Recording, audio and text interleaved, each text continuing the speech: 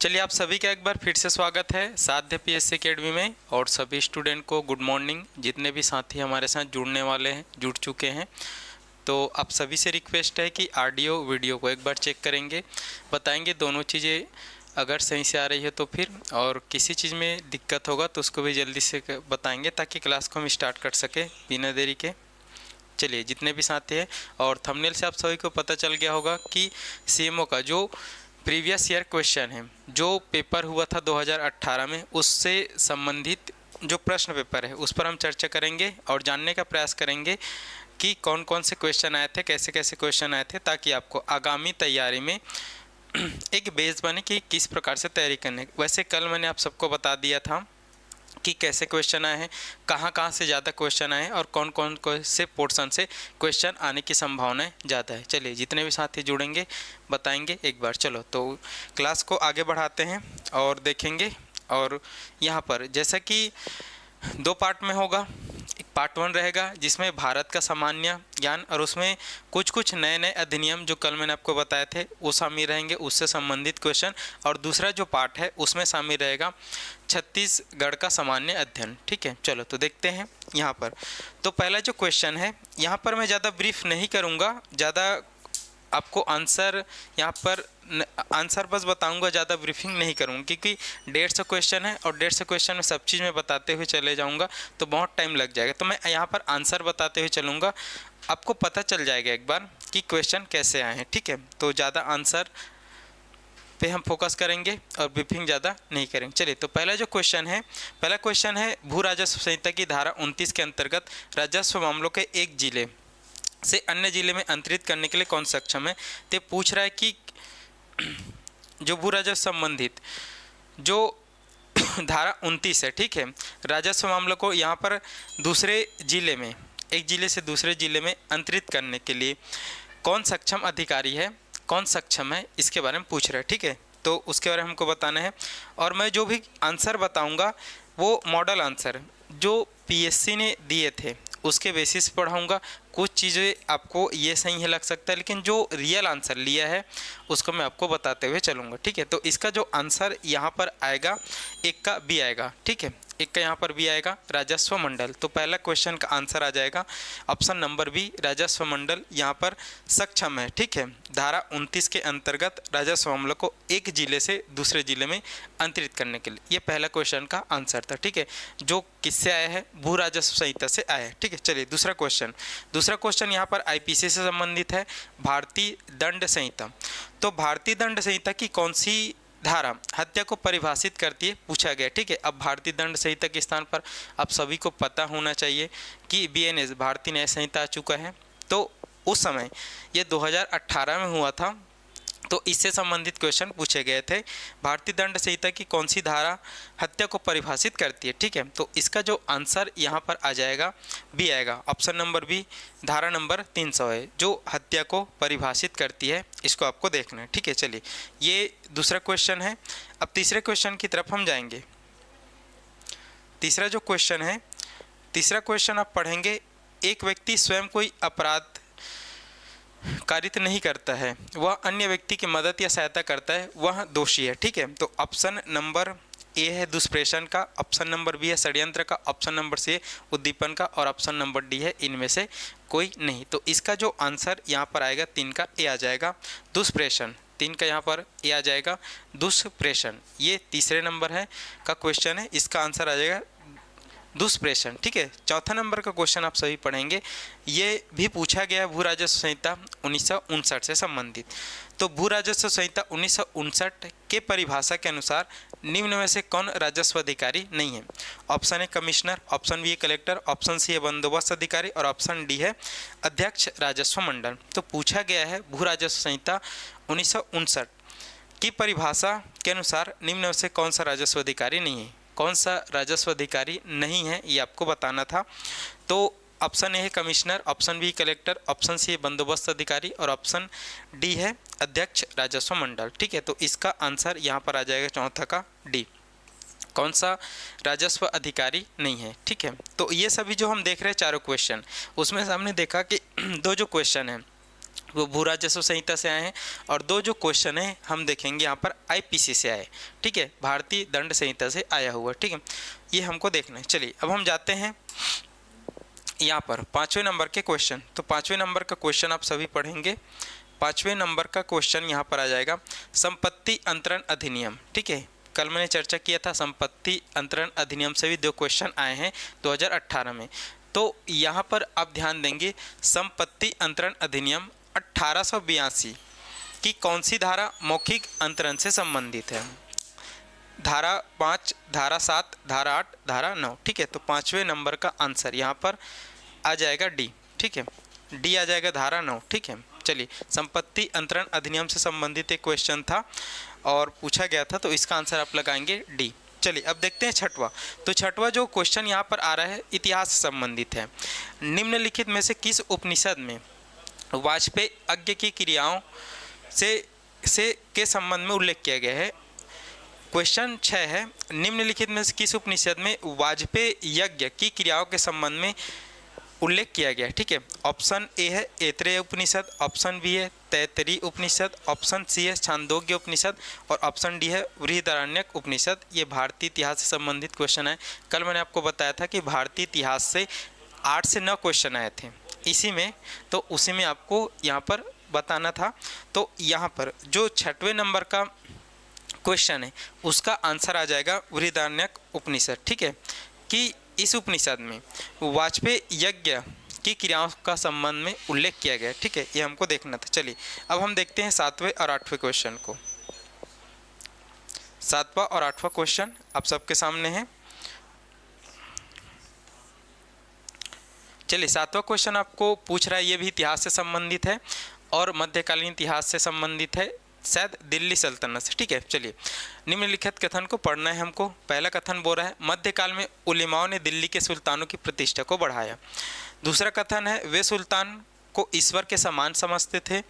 तीसरा है यहाँ पर उन्होंने सुल्तान के दैवी अधिकार सिद्धांत को प्रतिपादित किया, ठीक है। तो इसमें पूछ रहा है सही उत्तर।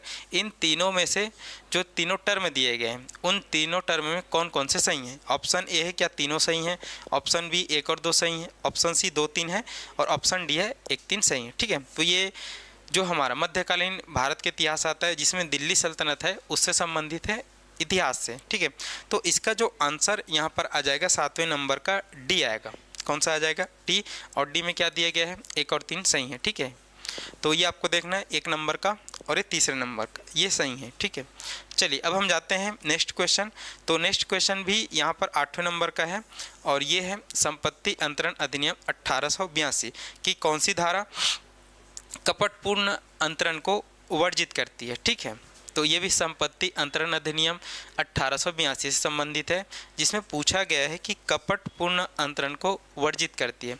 तो इसका जो आंसर आ जाएगा, धारा के बारे में पूछा गया है, ठीक है। तो इसका आंसर आ जाएगा बी आ जाएगा। धारा 53 ऐसा बताता है संपत्ति अंतरण अधिनियम 1882 के अनुसार कपटपूर्ण अंतरण वर्जित है। ये हमको देखना है और ये संबंधित किससे है?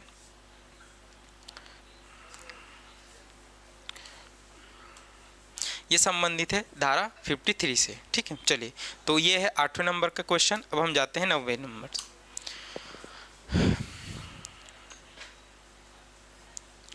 चलिए 9 नंबर का क्वेश्चन यहाँ पर आ जाएगा, आप लोग पढ़ेंगे। भोपाल गैस दुर्घटना में यूनियन कार्बाइड टैंक से रिसाव हुई गैस का नाम, ठीक है। एक बहुत भारत में घटना हुई थी, भोपाल गैस कांड बोलते हैं, तो उसमें कौन सी गैस यहाँ पर रिसाव हुई थी उसी के बारे में पूछा गया। बहुत रिपीटेड क्वेश्चन है, ये बहुत बार आते रहते हैं, ठीक है।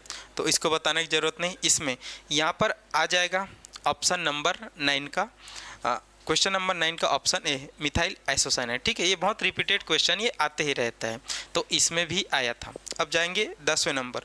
तो 10वें नंबर का क्वेश्चन है पृथ्वी दिवस प्रतिवर्ष किस तिथि को मनाया जाता है, ये पूछा गया है।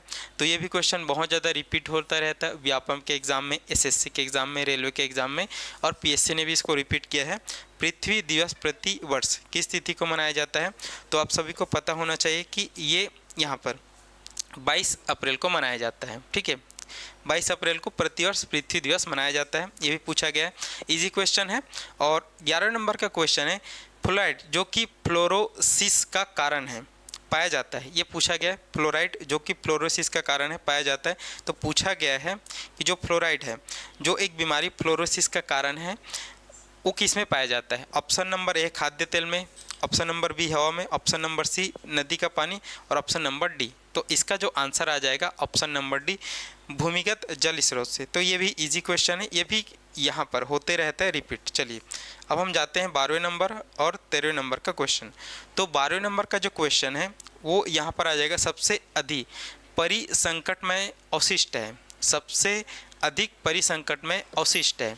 ऑप्शन ए है प्लास्टिक, ऑप्शन बी है जैव रासायनिक अपशिष्ट, ऑप्शन सी है चिकित्सकीय अपशिष्ट, और ऑप्शन डी है इनमें से कोई नहीं। तो ये संबंधित है पर्यावरण से, और पर्यावरण का पोर्शन भी इसमें दिया गया है। तो इसका आंसर आपको बताना है 12वें नंबर का आंसर। तो 12वें नंबर का जो आंसर है इसको डिलीट किया गया है।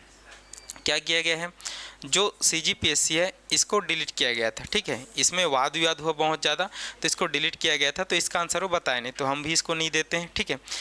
ऐसे यहाँ पर तो इसका आंसर जैव रासायनिक अपशिष्ट माने गए हैं, बट इसको डिलीट कर दिया गया था, ठीक है। चलो तो 13वें नंबर के क्वेश्चन, प्रदूषक CFC का पूरा नाम, एकदम इजी क्वेश्चन है। CFC आप सभी जानते हैं फ्लोरोकार्बन होता है, ठीक है, जो बहुत ज़्यादा यहाँ पर हमारे प्रदूषण को, ग्रीन हाउस गैस को बढ़ाने कार्य करती है।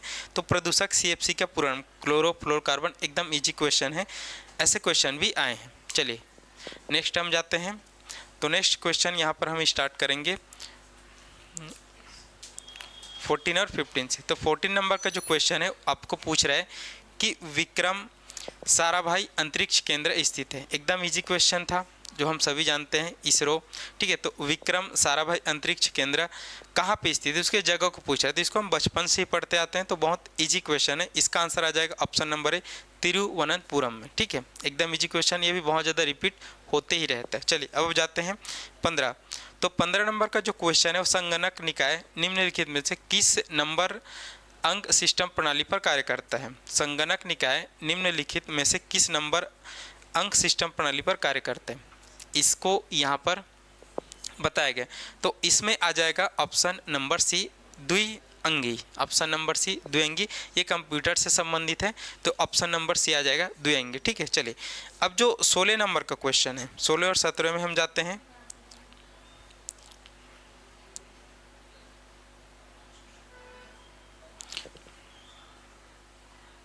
सोलह नंबर का जो क्वेश्चन है वो आ जाएगा, निम्नलिखित कंप्यूटर का कौन सा अंग हार्डवेयर नहीं है, ठीक है। तो ये 4 ऑप्शन दिए गए, CPU, keyboard, hard disk, operating system. तो कौन सा हार्डवेयर नहीं, एकदम इजी क्वेश्चन है। हार्डवेयर कौन सा नहीं, ऑपरेटिंग सिस्टम, ये सॉफ्टवेयर। बाकी तो क्या CPU है, कीबोर्ड और हार्ड डिस्क, ये हार्डवेयर है, और ऑपरेटिंग सिस्टम सॉफ्टवेयर, ठीक है। तो कौन सा हार्डवेयर नहीं, तो ऑप्शन आ जाएगा डी, यहाँ पर ऑपरेटिंग सिस्टम। अब जाते हैं 17वें नंबर। तो 17वें नंबर का जो क्वेश्चन है वो यहाँ पर हिस्ट्री संबंधित, ठीक है। यहाँ पर पूछा गया है निम्नलिखित भारतीय आविष्कार की सही जोड़ी, ठीक है। तो एक तरफ है आविष्कारक और एक तरफ है उसके द्वारा किए गए आविष्कार, तो उसमें सही जोड़ी कौन। तो इसमें से जो 4 ऑप्शन है उसमें से कोई एक सही होगा, ठीक है। तो जैसे पहला कर देखें चरक क्या आयुर्वेद यहाँ पर का आविष्कारक थे आर्यभट्ट। आर्यभट्ट को सभी जानते हैं। पृथ्वी द्वारा सूर्य की परिक्रमा में लगा समय क्या है, भास्कराचार्य शून्य की खोज, और बुद्धायन रत्न विज्ञान। तो यहाँ पर थोड़ा सा अटपटा लग रहा है, ठीक है। जो सही नहीं, एक सही है, एक जोड़ी। तो कौन सा है हमको दिख रहा है यहाँ पर, जो 17वें नंबर का जो क्वेश्चन है उसमें हम देखेंगे तो ए, जो चरक है वो आयुर्वेद के आविष्कारक थे। आर्यभट्ट तो आप 0 के लिए जानते हैं, तो सब गलत हो जाएगा, ठीक है। चलो अब हम जाते हैं 18वें नंबर का क्वेश्चन। तो 18वें नंबर का जो क्वेश्चन आएगा वो पूछ रहा है संचार में उपयोग होने वाले ऑप्टिकल फाइबर प्रकाश के किस सिद्धांत पर कार्य करता है, ठीक है। ये भी इजी क्वेश्चन है और ये भी बनने चाहिए थे। जो हम संचार में उपयोग होने वाले ऑप्टिकल फाइबर प्रकाश के किस सिद्धांत पर कार्य करता है। जो ऑप्टिकल फाइबर जिसके द्वारा नेटवर्क प्रोवाइड किया जाता है वो सभी जानते हैं। तो किस सिद्धांत पर, क्या अपवर्तन है, क्या पूर्ण आंतरिक परावर्तन है, क्या व्यतिकरण है, या फिर डी ध्रुवन है। तो इसका आंसर आप सभी जानते होंगे, पूर्ण आंतरिक परावर्तन के सिद्धांत पर कार्य करता है जो ऑप्टिकल फाइबर है। तो 18वें नंबर का आंसर आ जाएगा बी, ठीक है। चलो चलते हैं, स्पीड से थोड़ा देखना पड़ेगा, 150 क्वेश्चन है, ठीक है।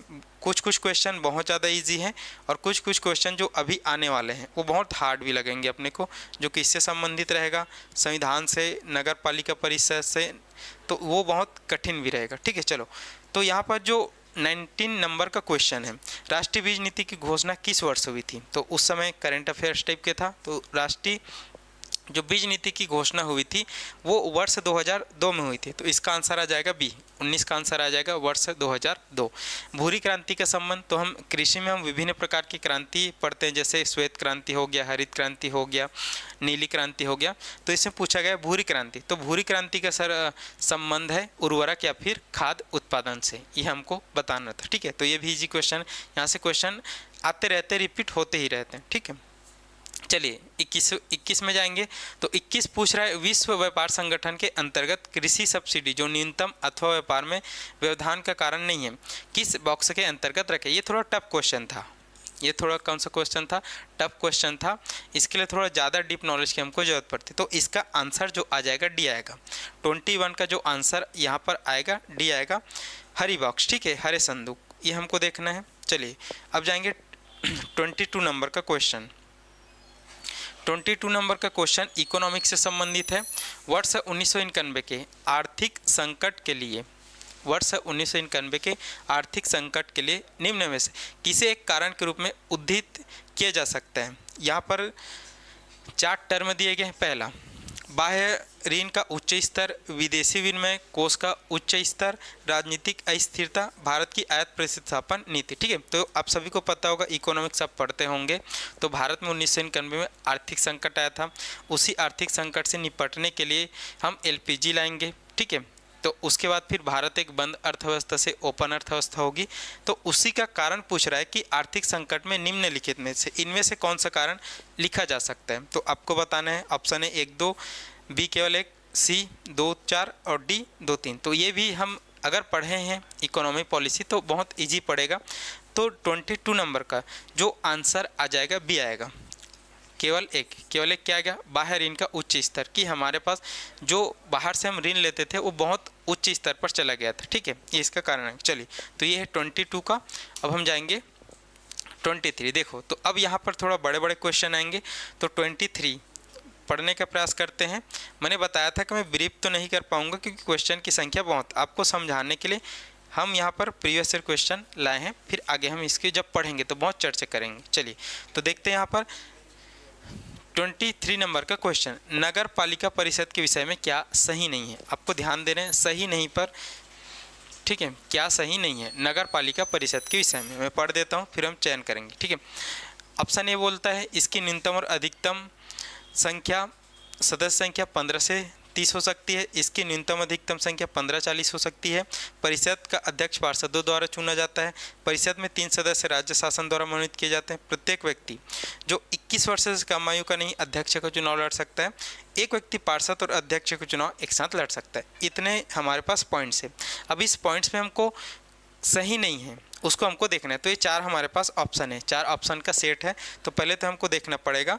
तो इसमें अगर हम 23 का देखेंगे तो इसमें आ जाएगा कौन सही नहीं है। तो कौन सही नहीं में हम देखेंगे, ये सही नहीं है एक। ठीक है, इसकी न्यूनतम और अधिकतम सदस्य संख्या 15 से 30, ये 15 से 30 नहीं आएगा। ठीक है, ये हमको देखना है, ये सही नहीं है। ठीक है, उसके बाद हम देखेंगे तो परिषद का अध्यक्ष किसके द्वारा चुना जाता है? पार्षद द्वारा चुना जाता है, ये भी सही नहीं। ठीक है, उसके बाद अगर हम देखेंगे तो चौथा, परिषद में 3 सदस्य राज्य शासन द्वारा, तो ये भी सही नहीं है। ठीक है, और एक देखेंगे हम कौन सा, प्रत्येक व्यक्ति 21 वर्ष से कम आयु का नहीं है, ये भी हम देखें। ठीक है, तो उस समय के हिसाब से ये आंसर आएगा। तो इसका आंसर डी आएगा। कौन सा आएगा? डी। 1 3 4 और 5 ये सही नहीं है 23 का। ठीक है, चलिए देखते हैं। अब कुछ संशोधन हुए होंगे तो उसको हम समझेंगे जब पढ़ेंगे तो। ठीक है, उस समय के आंसर मैं आपको बता रहा हूँ। तो इसका आंसर आपको लेना है डी। कौन से क्वेश्चन का? 23 का। चलिए अब हम जाते हैं 24।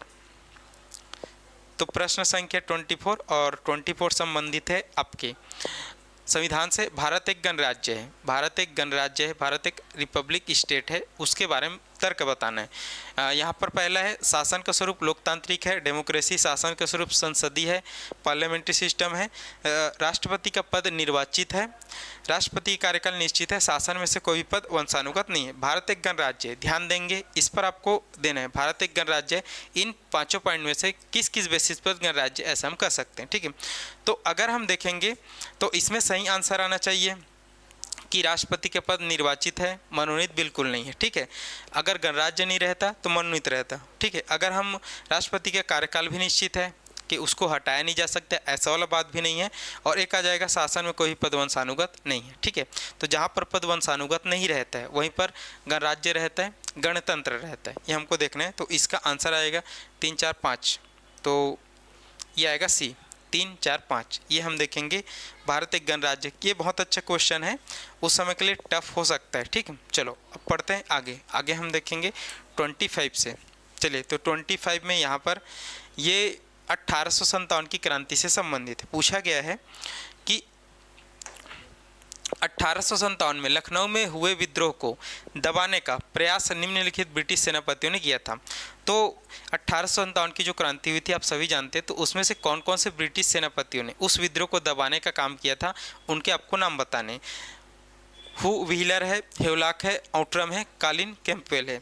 तो आपको देखना है इसमें यहाँ पर कौन कौन से हैं। तो अगर हम देखने का प्रयास करेंगे तो आप सभी सुने होंगे, तो इसका जो आंसर आएगा, आंसर में क्या आ जाएगा, इसमें हेवलॉक भी था, ठीक है, आउट्रम भी था और कैंपवेल था। हम व्हीलर का नाम नहीं सुने हैं, तो इसका आंसर जो आ जाएगा ये नहीं आएगा। बाकी 2, 3, 4, तो कौन सा ऑप्शन है हमारे पास, बी ऑप्शन है।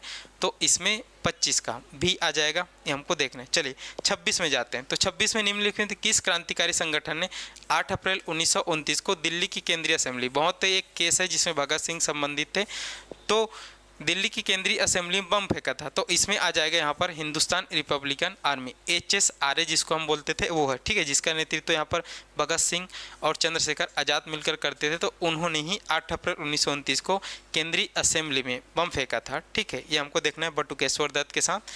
चलिए आगे जाते हैं, हम देखते हैं 27 नंबर, ठीक है। तो 27 नंबर ये भी हिस्ट्री से संबंधित है। चलिए थोड़ा बड़ा कर देते हैं। चलिए यहाँ पर आपको सुमेलित करना है। तो ये सिंधु घाटी सभ्यता से संबंधित एक तरफ दिया गया है यहाँ पर जगह, जैसे मोहनजोदड़ो है, चन्हूदड़ो है, कालीबंगा है और लोथल है, ठीक है। उनकी विशेषताएं हमको बताना है। तो जैसे मोहनजोदड़ो का अगर हम बात करें तो वहाँ से मिला है विशाल स्नानागार। चन्हूदड़ो की बात करें तो वहाँ से वो औद्योगिक नगर था, तो मन के बनाने कारखाना मिला है। कालीबंगा की हम बात करें तो वहाँ से हवन कुंड प्राप्त हुए। और लोथल की बात करें तो वहाँ से गोदीवाड़ा। तो यहाँ पर आंसर हमारे पास आएगा 3, 1, 4, 2, ठीक है, 3, 1, 4, 2। तो इसका आंसर आ जाएगा सी, ठीक है। तो 27 का यहाँ पर आंसर आ जाएगा सी। तो ये सिंधु घाटी सभ्यता से संबंधित था। आगे बढ़ते हैं। चलिए तो यहाँ पर हम देखेंगे 28 का जो क्वेश्चन है वो इकोनॉमिक्स से है। एक बंद अर्थव्यवस्था एक प्रकार की अर्थव्यवस्था जिसमें देखो क्लोज्ड इकोनॉमिक बारे में पूछा गया। जब मैंने आपको बताया कि 1991 से पहले हम भी कुछ ऐसे ही रहा करते थे, ठीक है। तो केवल निर्यात के स्थान होता है, मुद्रा की पूर्ति पूर्णतः नियंत्रित होती है, राजकोषीय घाटा न निर्यात न आयात। एकदम इजी क्वेश्चन है, डी आ जाएगा। न निर्यात करेंगे और न ही आयात करेंगे जब अगर कोई भी अर्थव्यवस्था बंद है, क्लोज्ड है तो, ठीक है। तो 28 का आ जाएगा डी, एकदम इजी क्वेश्चन था। भारत में मिश्रित अर्थव्यवस्था को स्वीकार किया गया। नेक्स्ट क्वेश्चन है, भारत में मिश्रित अर्थव्यवस्था को स्वीकार किया गया, ठीक है। अर्थव्यवस्था 3 प्रकार की होती है, आप सभी जानते हो, ठीक है, समाजवादी, पूंजीपति और मिश्रित। तो हम जब आज़ाद हुए तो आज़ाद हम कब हुए, 47। तो उसके बाद यहाँ पर आ जाएगा 1948 की औद्योगिक नीति के अंतर्गत इसका ऑप्शन भी आएगा, ठीक है। चलिए जाते हैं आगे। अब ये फिर से इतिहास से संबंधित क्वेश्चन है कि एक तरफ विद्रोह दिया गया है और दूसरी तरफ दिया गया है उससे संबंधित यहाँ पर जो प्रमुख नेतृत्व करता था, ठीक है। तो 30वें नंबर का जो क्वेश्चन है, एक तरफ संथाल विद्रोह, भील विद्रोह, रामोशी विद्रोह और मुंडा विद्रोह, ठीक है। तो 30वें नंबर का जो क्वेश्चन का आंसर आ जाएगा, देखते हैं कौन सा आ जाएगा। तो संथाल विद्रोह का आ जाएगा यहाँ पर सिद्धू एवं कानू, ठीक है। अगर हम देखेंगे भील विद्रोह, तो भील विद्रोह किया था त्रिम्बक जी गेंदलाल ने, ठीक है। अगर हम ये रामोशी विद्रोह होगा, ठीक है, रामोशी विद्रोह। तो इसका आ जाएगा यहाँ पर चित्तर सिंह। और मुंडा विद्रोह, तो ये तो एकदम इजी है, बिरसा मुंडा है। तो इसका आंसर यहाँ पर आ जाएगा 4, 1, 2, 3। तो इसका आंसर आ जाएगा डी, ठीक है। तो ये प्रमुख विद्रोह है और उसके जो नेता है उनके बारे में पूछा गया था। ये इतिहास से संबंधित है और यहाँ से क्वेश्चन आते रहते हैं। चलिए अब ये हम देखेंगे कि थोड़ा सा संविधान के क्वेश्चन पूछे गए हैं और यहाँ पर आपका कॉन्सेप्ट इसी से समझ आए कि आप कितना पढ़े हो, ठीक है। चलो देखते हैं। तो यहाँ पर 31वें नंबर का जो क्वेश्चन है वो पूछ रहा है कि भारत में संसदीय व्यवस्था है, क्योंकि भारत में जो संसदीय व्यवस्था है, पार्लियामेंट्री जो सिस्टम है वो है, क्योंकि आपको बताना है वास्तविक प्रधानमंत्री है, मंत्रिपरिषद में सामूहिक उत्तरदायित्व है, मंत्रिपरिषद लोकसभा के प्रति उत्तरदायी है, राष्ट्रपति पद निर्वाचित है। सही उत्तर का चयन करना है। भारत में संसदीय व्यवस्था है, ये चारों में से क्या है, ठीक है, इसको आपको बताना है। तो ये 31 नंबर का जो आंसर आएगा आपको देना है, ठीक है। तो इसका आंसर लिया गया है सी। इसका आंसर क्या लिया गया है? सी। 1 2 3, ठीक है। मतलब प्रधानमंत्री वास्तविक प्रधान है, मंत्रिपरिषद में सामूहिक उत्तरदायित्व है और मंत्रिपरिषद लोकसभा के प्रति उत्तरदायी, ये आपको देखना है, ठीक है। चलो अब जाते हैं 32 नंबर सही क्या है। 32 नंबर सही क्या है? तो इसमें पूछा गया है राष्ट्रपति का कार्यकाल 5 वर्ष है, उपराष्ट्रपति का कार्यकाल 5 वर्ष है, लोकसभा का कार्यकाल 5 वर्ष है, राज्यसभा का कार्यकाल 6 वर्ष है, ठीक है। ये 4 ऑप्शन है, 1 2 1 2 3 और 1 2 3 4, ठीक है। तो यहाँ पर सही आपको देखना है। तो एकदम इजी क्वेश्चन है, हम सभी जानते हैं राष्ट्रपति का कार्यकाल 5 वर्ष सही है, उपराष्ट्रपति का भी 5 वर्ष है, लोकसभा का भी 5 वर्ष है अगर वो बहुमत में रही तो। लेकिन जो राज्यसभा का कार्यकाल है वो 6 वर्ष नहीं है। राज्यसभा कभी भंग न होने वाली संस्था है, हाँ, उसके सदस्यों का कार्यकाल 6 वर्ष, ठीक है। तो यहाँ पर ये वाला पॉइंट गलत हो जाएगा, तो इसका आंसर आ जाना चाहिए सी, ठीक है। तो ये आपको ध्यान रखना था, ऐसे बनाना था, ठीक है। राज्यसभा का कार्यकाल नहीं है कोई भी, वो निरंतर चलेगी, उसके सदस्यों का कार्यकाल जो रहेगा वो 6 वर्ष का रहेगा। कितने वर्ष का रहेगा? 6 वर्ष का रहेगा। धन्यवाद। एक बार देखो तो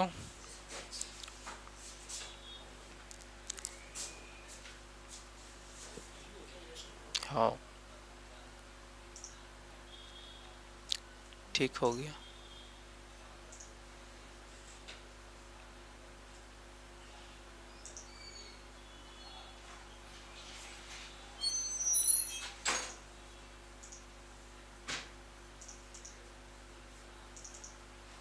इसको बढ़ाना।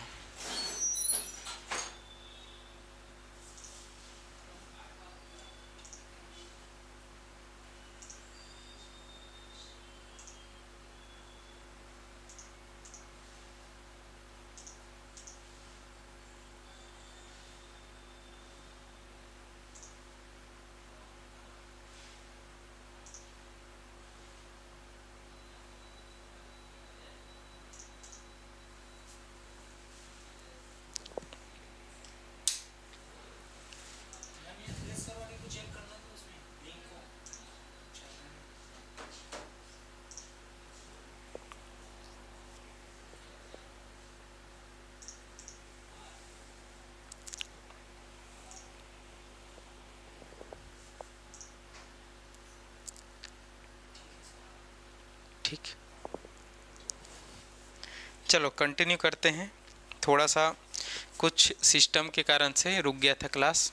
चलिए, तो यहाँ पर हम देखेंगे, हम आए थे 33 नंबर के क्वेश्चन पर। 33 नंबर का जो क्वेश्चन है, नगर पालिका परिषद के अध्यक्ष को कैसे पदच्युत अर्थात हटाया जा सकता है, ठीक है। तो नगर पालिका परिषद का जो अध्यक्ष होता है, ठीक है, उनको कैसे हटाया जाता है उनके बारे में दिया गया है। जैसे यहाँ पर पहला बोल रहा है उसे अविश्वास प्रस्ताव द्वारा, दूसरा बोला उसे परिषद के 3/4 बहुमत के द्वारा, तीसरा बोला उसे प्रत्यावर्तित किया जा सकता है, चौथा उसे मतदान करने वाले मतदाताओं के बहुमत से प्रत्यावर्तित किया जाता है, और पांचवा उसे समस्त मतदाताओं के बहुमत से पदच्युत किया जाता है, ठीक है। तो यहाँ पर 5 बताए हैं कैसे किया जा सकता है। तो उसमें हमको देखना है कि कौन सा सही है। पाँचों में 5 सही हो भी सकते हैं अगर ऑप्शन होगा तो, और नहीं भी हो सकते, तो सही उत्तर का चयन हमको करना है, ठीक है।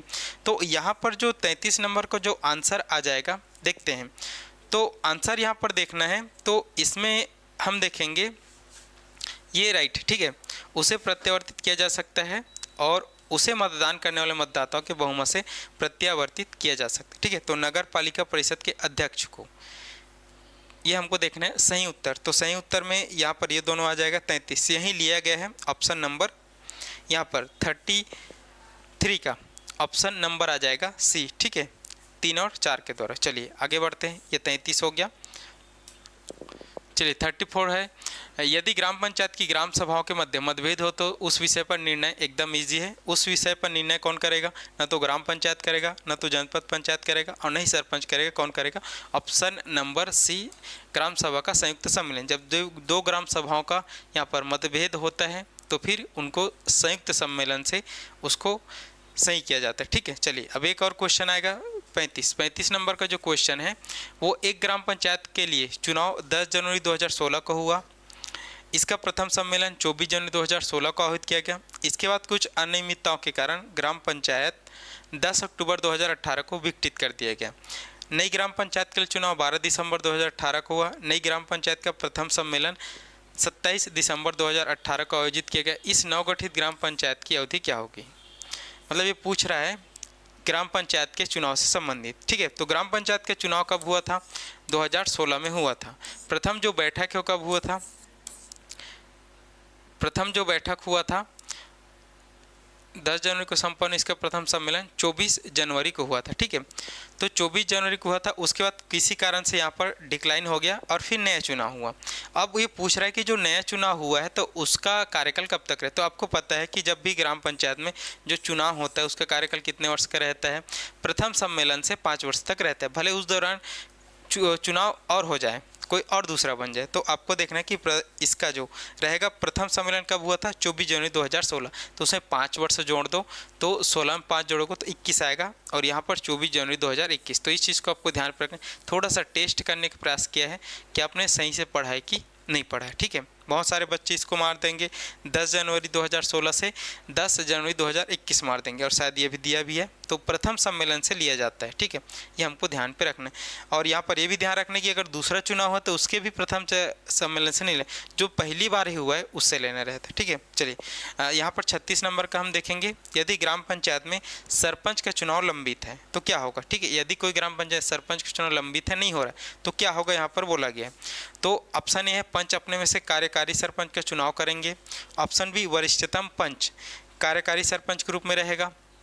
ऑप्शन सी ग्राम पंच सभा कार्यकारी सरपंच का चुनाव करेगी और ऑप्शन डी राज्य शासन सरपंच मनोनीत करेगा। ठीक है, तो एकदम इजी है, जो पढ़े होंगे बता देंगे कि पंच अपने में से कार्यकारी सरपंच का चुनाव करेंगे। 36 नंबर का यहाँ पर आंसर आ जाएगा ए। ठीक है, न तो वरिष्ठतम बनेगा और न ही ग्राम सभा कार्यकारी को बनाएगी और न ही राज्य शासन सरपंच मनोनीत करेगा। ठीक है, यहाँ पर जो पंच रहेंगे वो कार्यकारी सरपंच का चुनाव करेंगे। ठीक है, चलिए 36 नंबर का आंसर। अब जाते हैं 37। तो 37 है नगर पालिका परिषद के एक पार्षद को कौन हटा सकता है? तो जो नगर पालिका परिषद है उसके एक पार्षद को कौन हटा सकता है, इसका आपको आंसर बताना है। तो 37 नंबर का जो आंसर आ जाएगा वो सी आएगा, कलेक्टर हटा सकता है, ये हमको देखना है। ठीक है, मैंने बोला था नगर पंचायत मतलब नगर पालिका परिषद से 10 क्वेश्चन और ग्राम पंचायत से 10 क्वेश्चन आए करके बताया था, तो आपको देखने को मिलेगा इन्हीं का संबंधित 20 क्वेश्चन। ठीक है, चलिए 38 में जाएंगे। नगर पालिका परिषद के प्रथम सम्मेलन की अध्यक्षता कौन करता है? तो ये भी एकदम इजी क्वेश्चन है। यहाँ पर 38 नंबर का जो आंसर आ जाएगा वो आएगा कलेक्टर द्वारा नियुक्त अधिकारी। हटाएगा भी कौन? कलेक्टर। ठीक है, चलिए अब हम 39 की बात करते हैं। 39 पूछ रहा है नगर पालिका परिषद के विषय में क्या सही है। तो नगर पालिका जो परिषद है उसके बारे में क्या सही है, ये हमारे पास 7 टर्म दिए गए हैं, तो उसको हमको बताना है। अध्यक्ष को प्रत्यावर्तित, उपाध्यक्ष को प्रत्यावर्तित, समस्त पार्षद और अध्यक्ष अनुविभागीय अधिकारी के समक्ष पद की शपथ लेते हैं। परिषद की गणपूर्ति 1/3 सदस्यों से होती है। परिषद की गणपूर्ति आधे से अधिक सदस्यों से होती है। उपाध्यक्ष के चुनाव में अध्यक्ष निर्णायक मत का उपयोग करते हैं। तो ये 29 का जो आंसर आ जाएगा, आंसर यहाँ पर आएगा ये एक सही है, अध्यक्ष को प्रत्यावर्तित किया जा सकता है। ठीक है, उसके बाद देखेंगे तो ये 3 सही है। ठीक है, और उसके बाद देखेंगे तो 4। ठीक है, तो ये आएगा आंसर नंबर इसका बी। कौन सा आ जाएगा? आंसर नंबर बी आ जाएगा 39 का। ये हमको देखना है। 1, 3 और 4 सही। चलिए 40 का देखेंगे। नगर पालिका परिषद की अवधि की गणना किस तिथि से की जाती है? नगर पालिका परिषद की अवधि की गणना किस तिथि से की जाती है? एकदम सरल क्वेश्चन है। प्रथम सम्मेलन हम देखेंगे, चाहे ग्राम पंचायत हो चाहे इनका हो, जो प्रथम सम्मेलन होगा उसी से गणना किया जाता है। चलिए ये भी इजी था। चलिए देखेंगे 41 नगर पालिका परिषद के उपाध्यक्ष की पदच्युति के विषय में क्या है, तो उपाध्यक्ष को जो हटाने की जो प्रक्रिया है उसके बारे में तो आप यहाँ पर पढ़ेंगे। पहला है अविश्वास प्रस्ताव, उसके बाद केवल निर्वाचित पार्षद रख सकते हैं, क्या ऐसा पूछ रहा, ऐसा बोल रहा है। पदच्युति प्रस्ताव केवल सदस्यों के द्वारा, सम्मेलन की अध्यक्षता परिषद का अध्यक्ष करेगा, सम्मेलन की अध्यक्षता एक प्रथम श्रेणी अधिकारी, उसे कुल सदस्यों के आधे सदस्यों से अधिक तथा उपस्थित व मतदान करने वाले निर्वाचित पार्षदों के 2/3 बहुमत से किया जाता है।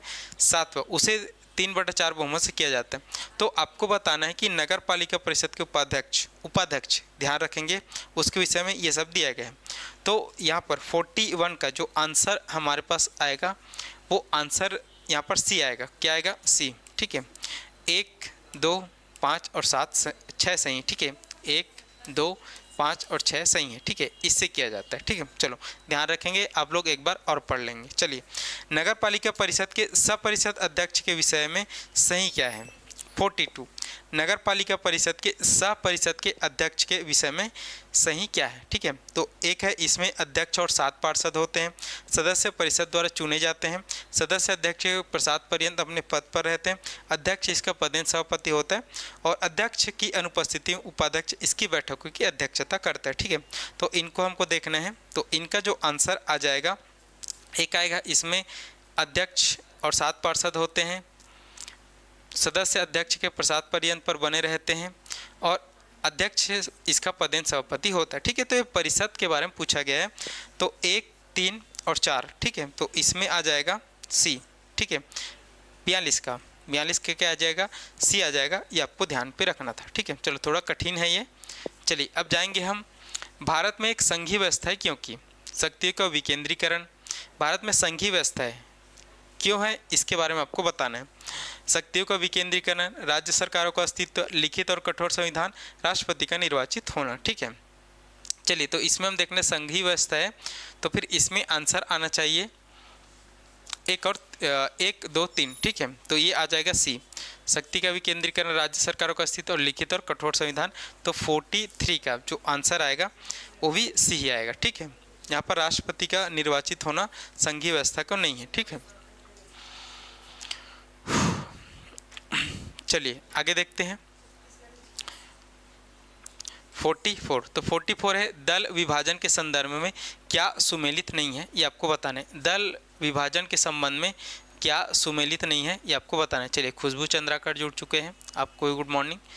चलिए हम चर्चा कर रहे हैं सीएमओ की प्रीवियस ईयर क्लास के बारे में। चलिए देखते हैं। तो दल विभाजन के संबंध में क्या सुमेलित नहीं है, उस समय ये बहुत पॉपुलर था, उसमें था करंट अफेयर्स के रूप में था। तो दल विभाजन के संदर्भ क्या सुमेलित नहीं है? बहुजन समाज पार्टी, तेलुगु देशम पार्टी, भारतीय राष्ट्रीय कांग्रेस और द्रविड़ मुनेत्र कड़नम। ठीक है, तो 44 का आंसर यहाँ पर आएगा ए। ठीक है, ये हमको देखना है। चलिए 45, इसमें से कौन सा क्षेत्रीय दल है ये पूछा गया है। ठीक है, तो उस समय ये 4 पार्टी बताया गया है, तेलुगु देशम पार्टी, आम आदमी पार्टी, अकाली दल और तृणमूल कांग्रेस। ठीक है, तो कौन सा क्षेत्रीय दल है, मतलब क्षेत्रीय पार्टी कौन सी है? तो उस समय ये आंसर, इसका आंसर अगर हम 45 की बात करें तो आंसर सी लिया गया है। क्या लिया गया? सी। 1, 2, 3 तेलुगु देशम, आम आदमी और अकाली दल। ठीक है, ये लिया गया। लेकिन अब इसका आंसर गलत हो जाए क्योंकि आम आदमी जो पार्टी है वो अब राष्ट्रीय पार्टी बन गई और अभी हम देखेंगे तो भारत में 6 राष्ट्रीय पार्टी, उसमें एक और कौन सा है? आम आदमी पार्टी है। तो ये अभी गलत हो जाएगा इसका आंसर, लेकिन उस समय लिया गया क्योंकि आम आदमी पार्टी उस समय 2018 में ये भी क्षेत्रीय पार्टी ही थी। ठीक है, राष्ट्रीय पार्टी नहीं था, इसलिए इसका आंसर आ जाएगा 1, 2, 3 सी आएगा। ठीक है, चलिए देखते हैं यहाँ पर 46। तो 46 में एक तरफ ग्राम पंचायत, जनपद पंचायत, जिला पंचायत और नगर पालिका परिषद दिया गया और उसमें न्यूनतम अधिकतम संख्या दिया गया। तो ये तो एकदम इजी है, आपसे बनने चाहिए कि आप तो जानते हो कि ग्राम पंचायत में कैसे होता है। यहाँ पर न्यूनतम 10 और अधिकतम कितना होता है? 20 होता है ग्राम पंचायत में। ठीक है, ये हमको देखना है। तो ग्राम पंचायत में हम देखेंगे यहाँ पर 10, 20। अगर हम जनपद पंचायत की बात करें तो जनपद पंचायत में 10 से मतलब न्यूनतम 10, अधिकतम 25। ठीक है, अगर हम जिला पंचायत की बात करें तो जिला पंचायत में हम देखेंगे 10 से 35 और अगर हम नगर पालिका परिषद में देखेंगे तो इसमें भी कितना आएगा? 10 से 20। ठीक है, तो इसका जो आंसर है 46 का, किसका? 46 का भी आ जाएगा यहाँ पर सी। ठीक है, ये आप देख लेंगे। चलिए आगे बढ़ते हैं। 47, तो 47 यहाँ पर नगर पंचायत के बारे में बताया गया। नव निर्वाचन के बाद नगर पंचायत के प्रथम सम्मेलन के विषय में पूछा गया है। जो नगर पंचायत होता है उसके प्रथम सम्मेलन के विषय में पूछा गया। यहाँ पर यह प्रथम सम्मेलन निर्वाचन अधिकारी के प्रकाशन के 15 दिनों के भीतर, ठीक है। इस सम्मेलन की अध्यक्षता एक डिप्टी कलेक्टर करता है। इस सम्मेलन की अध्यक्षता एक तहसीलदार करता है। इस सम्मेलन में अध्यक्ष और सदस्य शपथ लेते हैं। इसके बाद सदस्य उपाध्यक्ष का निर्वाचन करते हैं। उपाध्यक्ष के निर्वाचन में समान मत आने पर अध्यक्ष निर्णायक मत का उपयोग करके बड़ा करूँ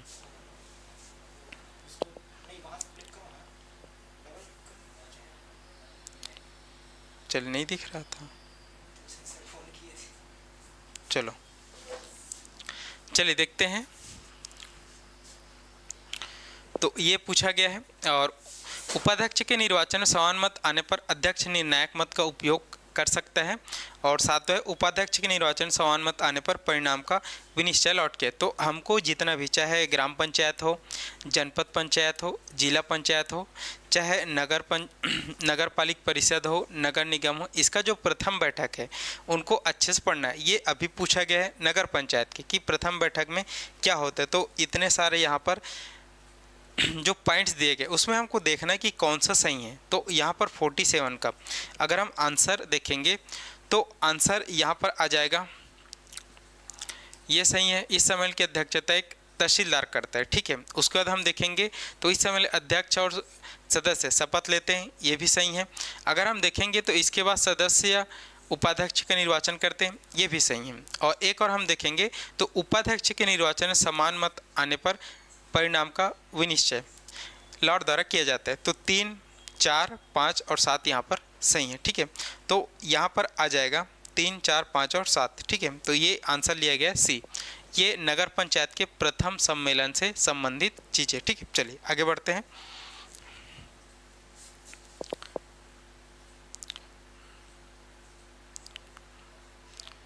फोर्टी-8 का देखते हैं। 48 यहाँ पर संविधान से संबंधित है। संविधान में क्या नहीं लिखा है ये पूछा गया, ठीक है। हमारा जो भारत का संविधान है उसमें क्या नहीं लिखा गया है ये पूछा है। जैसे यहाँ पर पहला पॉइंट हम देखेंगे तो भारतीय शासन व्यवस्था संघीय फेडरल होगी, ठीक है। लिखा है कि नहीं लिखा है देखते हैं। भारतीय शासन व्यवस्था संसदीय होगी। भारत में राष्ट्रपति संवैधानिक प्रधान होगा। प्रधानमंत्री मंत्रिमंडल का अध्यक्ष होगा। तो ये क्वेश्चन हमको देखने से इजी लग रहा है, लेकिन मूल संविधान में लिखा गया है कि नहीं लिखा गया है हमको पता नहीं है। तो ये यहाँ पर टफ क्वेश्चन है, ये हमको देखना था। तो इसका जो आंसर लिया गया है 48 नंबर का, इसका जो आंसर आ जाएगा डी, ठीक है। इसका आंसर क्या जाएगा डी। बहुत सारे लोग इसमें सहमत नहीं होंगे कि हाँ हम तो ये पढ़ते हैं करके, बट आंसर यही लिखा गया है, ठीक है। इतना चीज़ें नहीं लिखा गया हमारे संविधान में, ठीक है। चलो आगे बढ़ते हैं। आगे जब हम बढ़ेंगे तो यहाँ पर देखेंगे 49 का।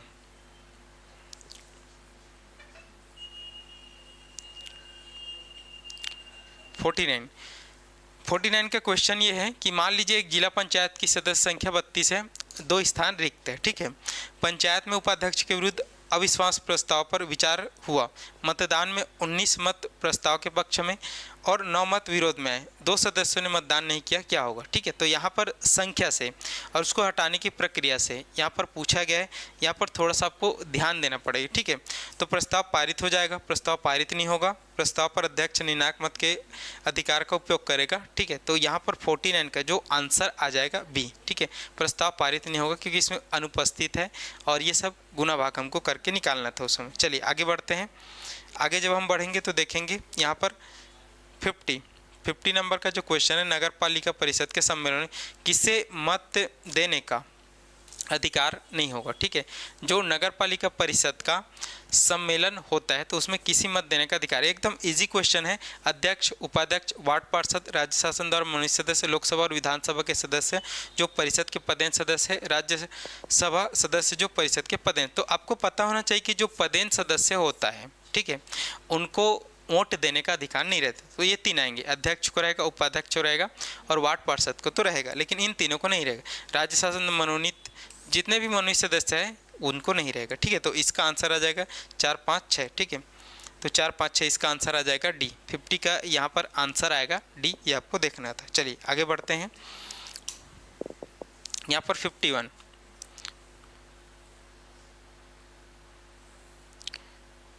51 और 52 को देखेंगे। चलिए 51 पूछ रहा है किसे प्रत्यावर्तित किया जाता है, किसे प्रत्यावर्तित रिकॉल किया जाता है। ठीक है, पंच, उप सरपंच, सरपंच, जनपद पंचायत अध्यक्ष, जिला पंचायत अध्यक्ष, नगर पालिका परिषद उपाध्यक्ष, नगर पालिका परिषद अध्यक्ष। सही उत्तर हमको बताना है। ठीक है, इतना हमारे पास 7 लोग दिए गए हैं, तो किनको किनको रिकॉल किया जाता है। तो अगर आप अच्छे से पढ़े होंगे तो आपको पता होगा कि किनको किनको किया जाता है। तो 51 में पूछा गया, तो 51 में अगर हम देखेंगे तो पंच को किया जाता है, ठीक है, सरपंच को किया जाता है, और अगर हम देखेंगे तो नगर पालिका परिषद अध्यक्ष को भी किया जाता है रिकॉल। ठीक है, प्रत्यावर्तित किया जाता है। तो इसका आंसर आ जाएगा डी। ठीक है, तो 51 का आंसर हम देखेंगे तो डी आएगा, पंच को, सरपंच को और नगर पालिका परिषद अध्यक्ष को। चलिए यहाँ पर 52 का जो क्वेश्चन है, एक अनुसूचित क्षेत्र में ग्राम सभा की बैठकों की अध्यक्षता कौन करता है। एक अनुसूचित क्षेत्र में ग्राम सभा की बैठकों की अध्यक्षता कौन करता है। तो अनुसूचित क्षेत्र पूछा गया है, तो अनुसूचित क्षेत्र है तो आपको पता होना चाहिए वहाँ पर जो ग्राम सभा ज़्यादा पावरफुल रहती है, तो ग्राम सभा का तत्समय निर्वाचित व्यक्ति ये रहेगा। ठीक है, तो उस समय ग्राम सभा जिसको निर्वाचित करेगी वो रहेगा। ठीक है, चलिए यहाँ पर 53, तो 53 आ जाएगा यहाँ पर क्वेश्चन। और 53 नंबर का जो क्वेश्चन है उसमें जिला पंचायत का अध्यक्ष यदि निलंबित हो जाए तो क्या होगा। ठीक है, तो जिला पंचायत का जो अध्यक्ष है अगर वो निलंबित हो जाए तो क्या होगा, उस स्थिति में पूछा गया। उपाध्यक्ष कार्यकारी अध्यक्ष के रूप में कार्य करेगा, सदस्य स्थानापन्न अध्यक्ष का निर्वाचन करेंगे। निलंबित पर ध्यान देना, अध्यक्ष जिस संवर्ग का है उसी संवर्ग का सदस्य स्वयं अध्यक्ष बन जाएगा। वरिष्ठतम सदस्य कार्यकारी अध्यक्ष के रूप में कार्य करेगा। तो 53 में हमको देखना है कि सदस्य स्थानापन्न अध्यक्ष का निर्वाचन करेंगे अगर वो निलंबित हो जाता है तो। चलिए, तो ये 53 का आएगा। आगे बढ़ते हैं। आगे जब हम बढ़ेंगे तो देखेंगे कौन कौन से क्वेश्चन हैं। तो ये हम देखेंगे इथोपिया विमान दुर्घटना, तो ये उस समय करंट अफेयर से संबंधित क्वेश्चन था, तो इम्पॉर्टेंट नहीं है हमारे लिए। ठीक है, इसको पढ़ते हैं 55 को। निम्न में से विधान के संदर्भ में क्या सुमेलित नहीं है। ठीक है, तो ये अच्छा क्वेश्चन है। मतदान की आयु 18 वर्ष की गई है। एक उम्मीदवार अधिकतम 2 निर्वाचन क्षेत्र से चुनाव लड़ सकता है। दल बदल निषेध अधिनियम लागू हुआ और उम्मीदवार अपने आपराधिक रिकॉर्ड की घोषणा करे। तो सुमेलित नहीं है, सुमेलित नहीं पे आपको ध्यान देना है। तो आज तो आप जानते हो कि मतदान की आयु 18 वर्ष है, एकदम सही है। एक उम्मीदवार अधिकतम 2 निर्वाचन क्षेत्र से, ये भी सही है। ठीक है, दल बदल निषेध अधिनियम लागू है। आप दल को नहीं बदल सकते, बदलेंगे तो बहुत सारे उसमें रूल एवं रेगुलेशन है। और उम्मीदवार अपने आपराधिक रिकॉर्ड की घोषणा करे, तो आपराधिक रिकॉर्ड की घोषणा करना जरूरी है। ठीक है, तो इसका आंसर आ जाएगा डी 55 का। चलिए आगे बढ़ते हैं। अब हम 56 पे जाते हैं। तो 56 है वो पूछ रहा है सूचना का अधिकार के विषय में सही क्या है। तो सूचना का अधिकार जिसको आप RTI राइट टू इंफॉर्मेशन बोलते हैं, तो उससे संबंधित पूछ रहा है कि सही क्या है। ऑप्शन ए है यह एक मौलिक अधिकार है, ऑप्शन बी है यह एक कानूनी अधिकार है, ऑप्शन सी है यह एक संवैधानिक अधिकार है, और ऑप्शन डी है यह एक प्राकृतिक अधिकार है। ठीक है, चलिए तो इस पे आंसर लिया गया है यह एक कानूनी अधिकार है। लेकिन अगर कानूनी अधिकार नहीं दिया रहेगा तो आप इसको मौलिक अधिकार भी मान सकते हैं, क्योंकि यहाँ पर 19 जो स्वतंत्रता का अधिकार में उसमें इसका सूचना का अधिकार भी है। तो इसका आंसर यहाँ पर कानूनी अधिकार सही है। लेकिन अगर कानूनी अधिकार नहीं दिया रहता ऑप्शन में और मौलिक अधिकार रहता तो आप मौलिक अधिकार को भी लगा सकते हैं। ठीक है, इस टाइप से आपको क्वेश्चन का आंसर देना है। चलिए अब 57 में हम देखेंगे। तो 57 ये भी करंट अफेयर से संबंधित उस समय जो अभी हमारे लिए मतलब का नहीं है। चलिए आगे बढ़ते हैं। आगे हम देखेंगे तो यहाँ पर पूछा गया है पद क्रमानुसार को संयोजित करना है। ठीक है, जो पद यहाँ पर होता है उसको हमको संयोजित करना है। ठीक है, जैसे यहाँ पर दिया गया है पहला मुख्य सचिव, प्रमुख सचिव, सचिव, अवर सचिव, उप सचिव और संयुक्त सचिव। तो इनका जो पद क्रम है सबसे पहले कौन है, उसके बाद कौन है, उसके बाद कौन है, इसको हमको संयोजित करना है। ठीक है, तो यहाँ पर 58 में संयोजित करना है। तो इसमें हम देखेंगे तो पहला तो आएगा मुख्य सचिव। ठीक है, दूसरा हम देखेंगे तो दूसरा आ जाएगा प्रमुख सचिव। तीसरा हम देखेंगे तो सचिव आएगा। तो पहला मुख्य सचिव एक रहता है पूरे राज्य का, उसके बाद उसके अंदर विभागों के प्रमुख सचिव, फिर उसके नीचे सचिव, उसके बाद हम देखेंगे अवर सचिव, उप सचिव, संयुक्त सचिव। तो यहाँ पर आ जाएगा फिर संयुक्त सचिव आएगा, फिर उप सचिव आएगा, फिर अवर सचिव आएगा। ठीक है, तो यहाँ पर 1 2 3 और फिर 6 5 4। ठीक है, तो ऑप्शन नंबर सी 1 2 3 6 5 4 ये हमको देखना है। तो ये पद क्रम से योजित होता है। कभी कभी ऐसे क्वेश्चन भी आते हैं जमा करके, ठीक है, कि कौन पद क्रम में ऊपर नीचे हो सकता है। तो मुख्य सचिव, फिर प्रमुख सचिव, फिर सचिव, फिर संयुक्त सचिव, फिर उप सचिव, फिर अवर सचिव, ये हमको देखना था। ठीक है, चलिए अब हम देखते हैं यहाँ पर 59। तो ये जो 59 है ये संबंधित है जो लोक प्रशासन, मैंने बताया कि लोक प्रशासन के भी उसमें जो डिसीजन मेकिंग है, जो नेतृत्व है, ये सब भी है। ठीक है, तो उसमें एक लूथर गुलिक है। ठीक है, जो पोस्ट कार्य की अवधारणा के संदर्भ में सुमेलित करते हैं। जब मेंस आप पढ़ते होंगे कोई स्टूडेंट, तो मेंस इसमें पढ़ते लूथर गुलिक का पोस्ट कार्य। ठीक है, तो ये मैनेजमेंट काम आता है, तो उससे सुमेलित नहीं ऐसा पूछा गया है। तो इसमें आपको आंसर देना है, अभी तो समझा नहीं सकते, तो इसका आंसर यहाँ पर 59 का आएगा डी। क्या जाएगा आंसर? डी। ठीक है, तो कौन सा नहीं है आप लोग देख लेंगे। आंसर 2 5 ये सब नहीं है, इनको आपको देखना है। चलिए आगे बढ़ते हैं। यहाँ पर अब उस समय का करंट अफेयर भी पूछा गया है। पैरा ओलंपिक एथलेटिक्स छत्तीसगढ़ राज्य स्तरीय टूर्नामेंट के भाला फेंक में किसे स्वर्ण पदक मिला था, तो उस समय का करंट अफेयर था। तो इसका जो आंसर आ जाएगा, इसका आंसर आ जाएगा बी। उस समय सोनम राठौड़ थी, ठीक है, जो भाला फेंक में स्वर्ण पदक मिला था। बट ये बहुत टाइम हो गया है, ये भी उस समय का करंट अफेयर। ठीक है, ये भी करंट अफेयर है 61 का। ठीक है, तो 2019 में आयोजित विश्व स्तरीय 100 खिलाड़ी की सूची में भारत के कौन सा खिलाड़ी शामिल था, ये पूछा गया था। तो इसमें आपको बताना था, तो उस समय का एक करंट अफेयर था, इसका आंसर आ जाएगा डी। ठीक है, तो ये सभी थे। आगे जब हम बढ़ेंगे तो फिर से यहाँ पर करंट अफेयर से संबंधित जो उस समय था, ये भी अभी हमारे काम का फिलहाल तो नहीं है। ठीक है, खेल से संबंधित है, तो खेल कूद से 3-4 क्वेश्चन तो आए थे, तो वो खेल कूद अलग से ही टॉपिक है, तो उसको हमको देखना है। ठीक है, चलिए अब ये श्री राम जन्मभूमि विवाद पर भी पूछा गया था, जो उस समय का करंट अफेयर का टॉपिक था, कि इसमें निर्णय देने में कौन से न्यायालय में कौन कौन जज थे, इसको पूछा गया था, जो आज उतने काम का हमारे नहीं। ठीक है, ये भी है जो हम देखेंगे। उस समय जो आतंकवाद संबंधित आया था, तो उसमें क्या सही है, ये भी उस समय करंट अफेयर था। तो अब तो बहुत समय हो गया, उतना पुराना करंट अफेयर नहीं पूछेगा। ठीक है, चलिए तो देखेंगे। अब यहाँ पर जियोग्राफी का क्वेश्चन आ जाएगा, और ये पूछ रहा है कि भारत के मैदानी भाग में मानसून वर्षा किस दिशा में घटती जाती है। ये हमको बताना है कि भारत के मैदानी भाग में मानसून वर्षा किस दिशा में घटती जाती है, ये हमको देखना है। ये 65 नंबर का क्वेश्चन है। तो इसका जो आंसर आ जाएगा पूर्व से पश्चिम। कहाँ से आ जाएगा? पूर्व से पश्चिम। इंडियन जियोग्राफी का एक क्वेश्चन है, बहुत ईजी क्वेश्चन है। 66 है यहाँ पर। हिमालय में सबसे गहरा गर्त गार्ज कौन सी नदी बनाती है? हिमालय में सबसे गहरा गर्त कौन सी नदी बनाती है? 66। ठीक है, तो 66 में हम देखेंगे तो ये सिंधु नदी है। कौन सा आ जाएगा? सिंधु नदी सबसे ज़्यादा गार्ज ये बनाती है। ठीक है, आपने पढ़ा होगा, बहुत ईजी है नदियों से संबंधित। चलिए आगे देखेंगे।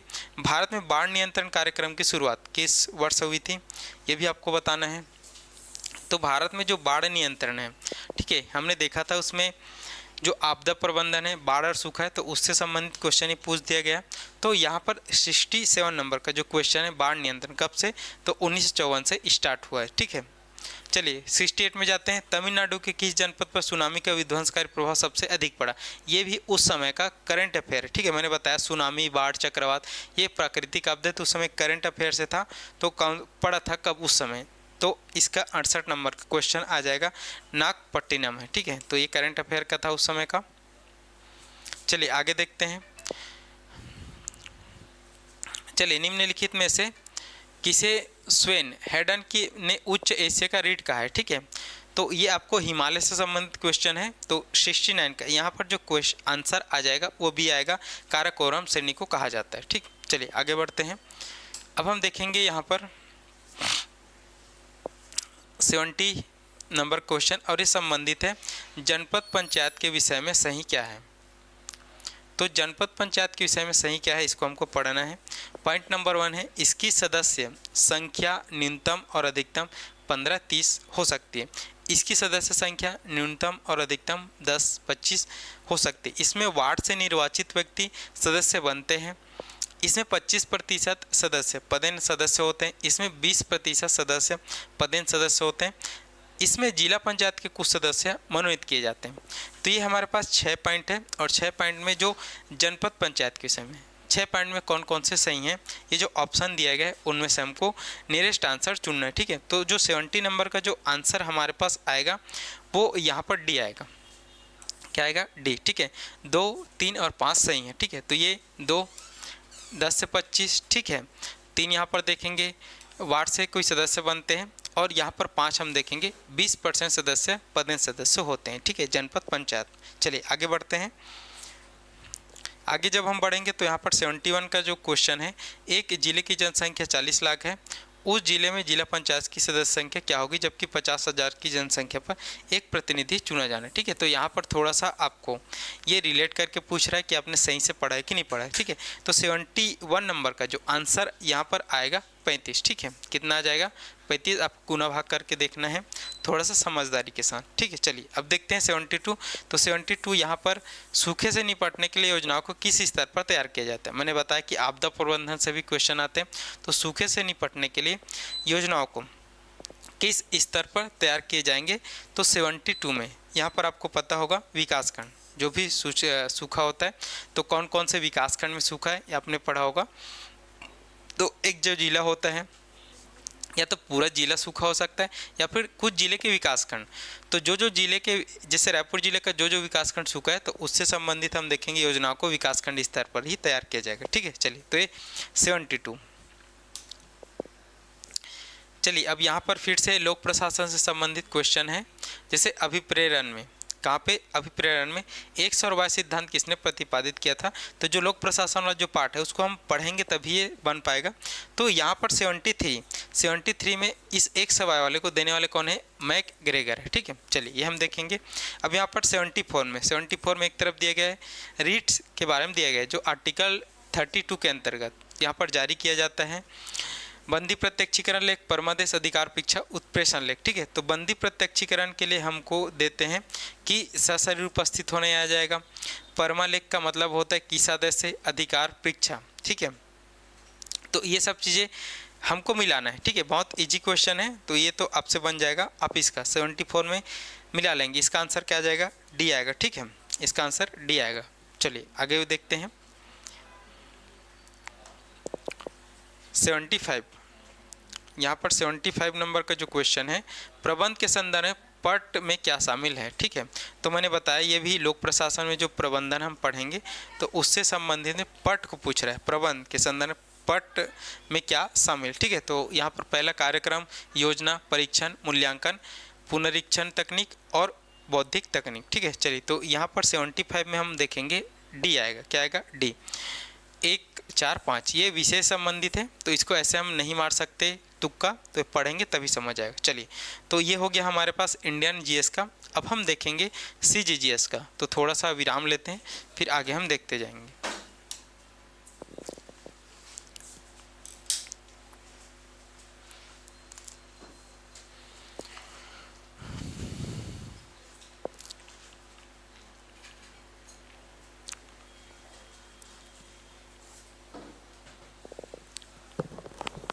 धन्यवाद। पानी का डब्बा है क्या?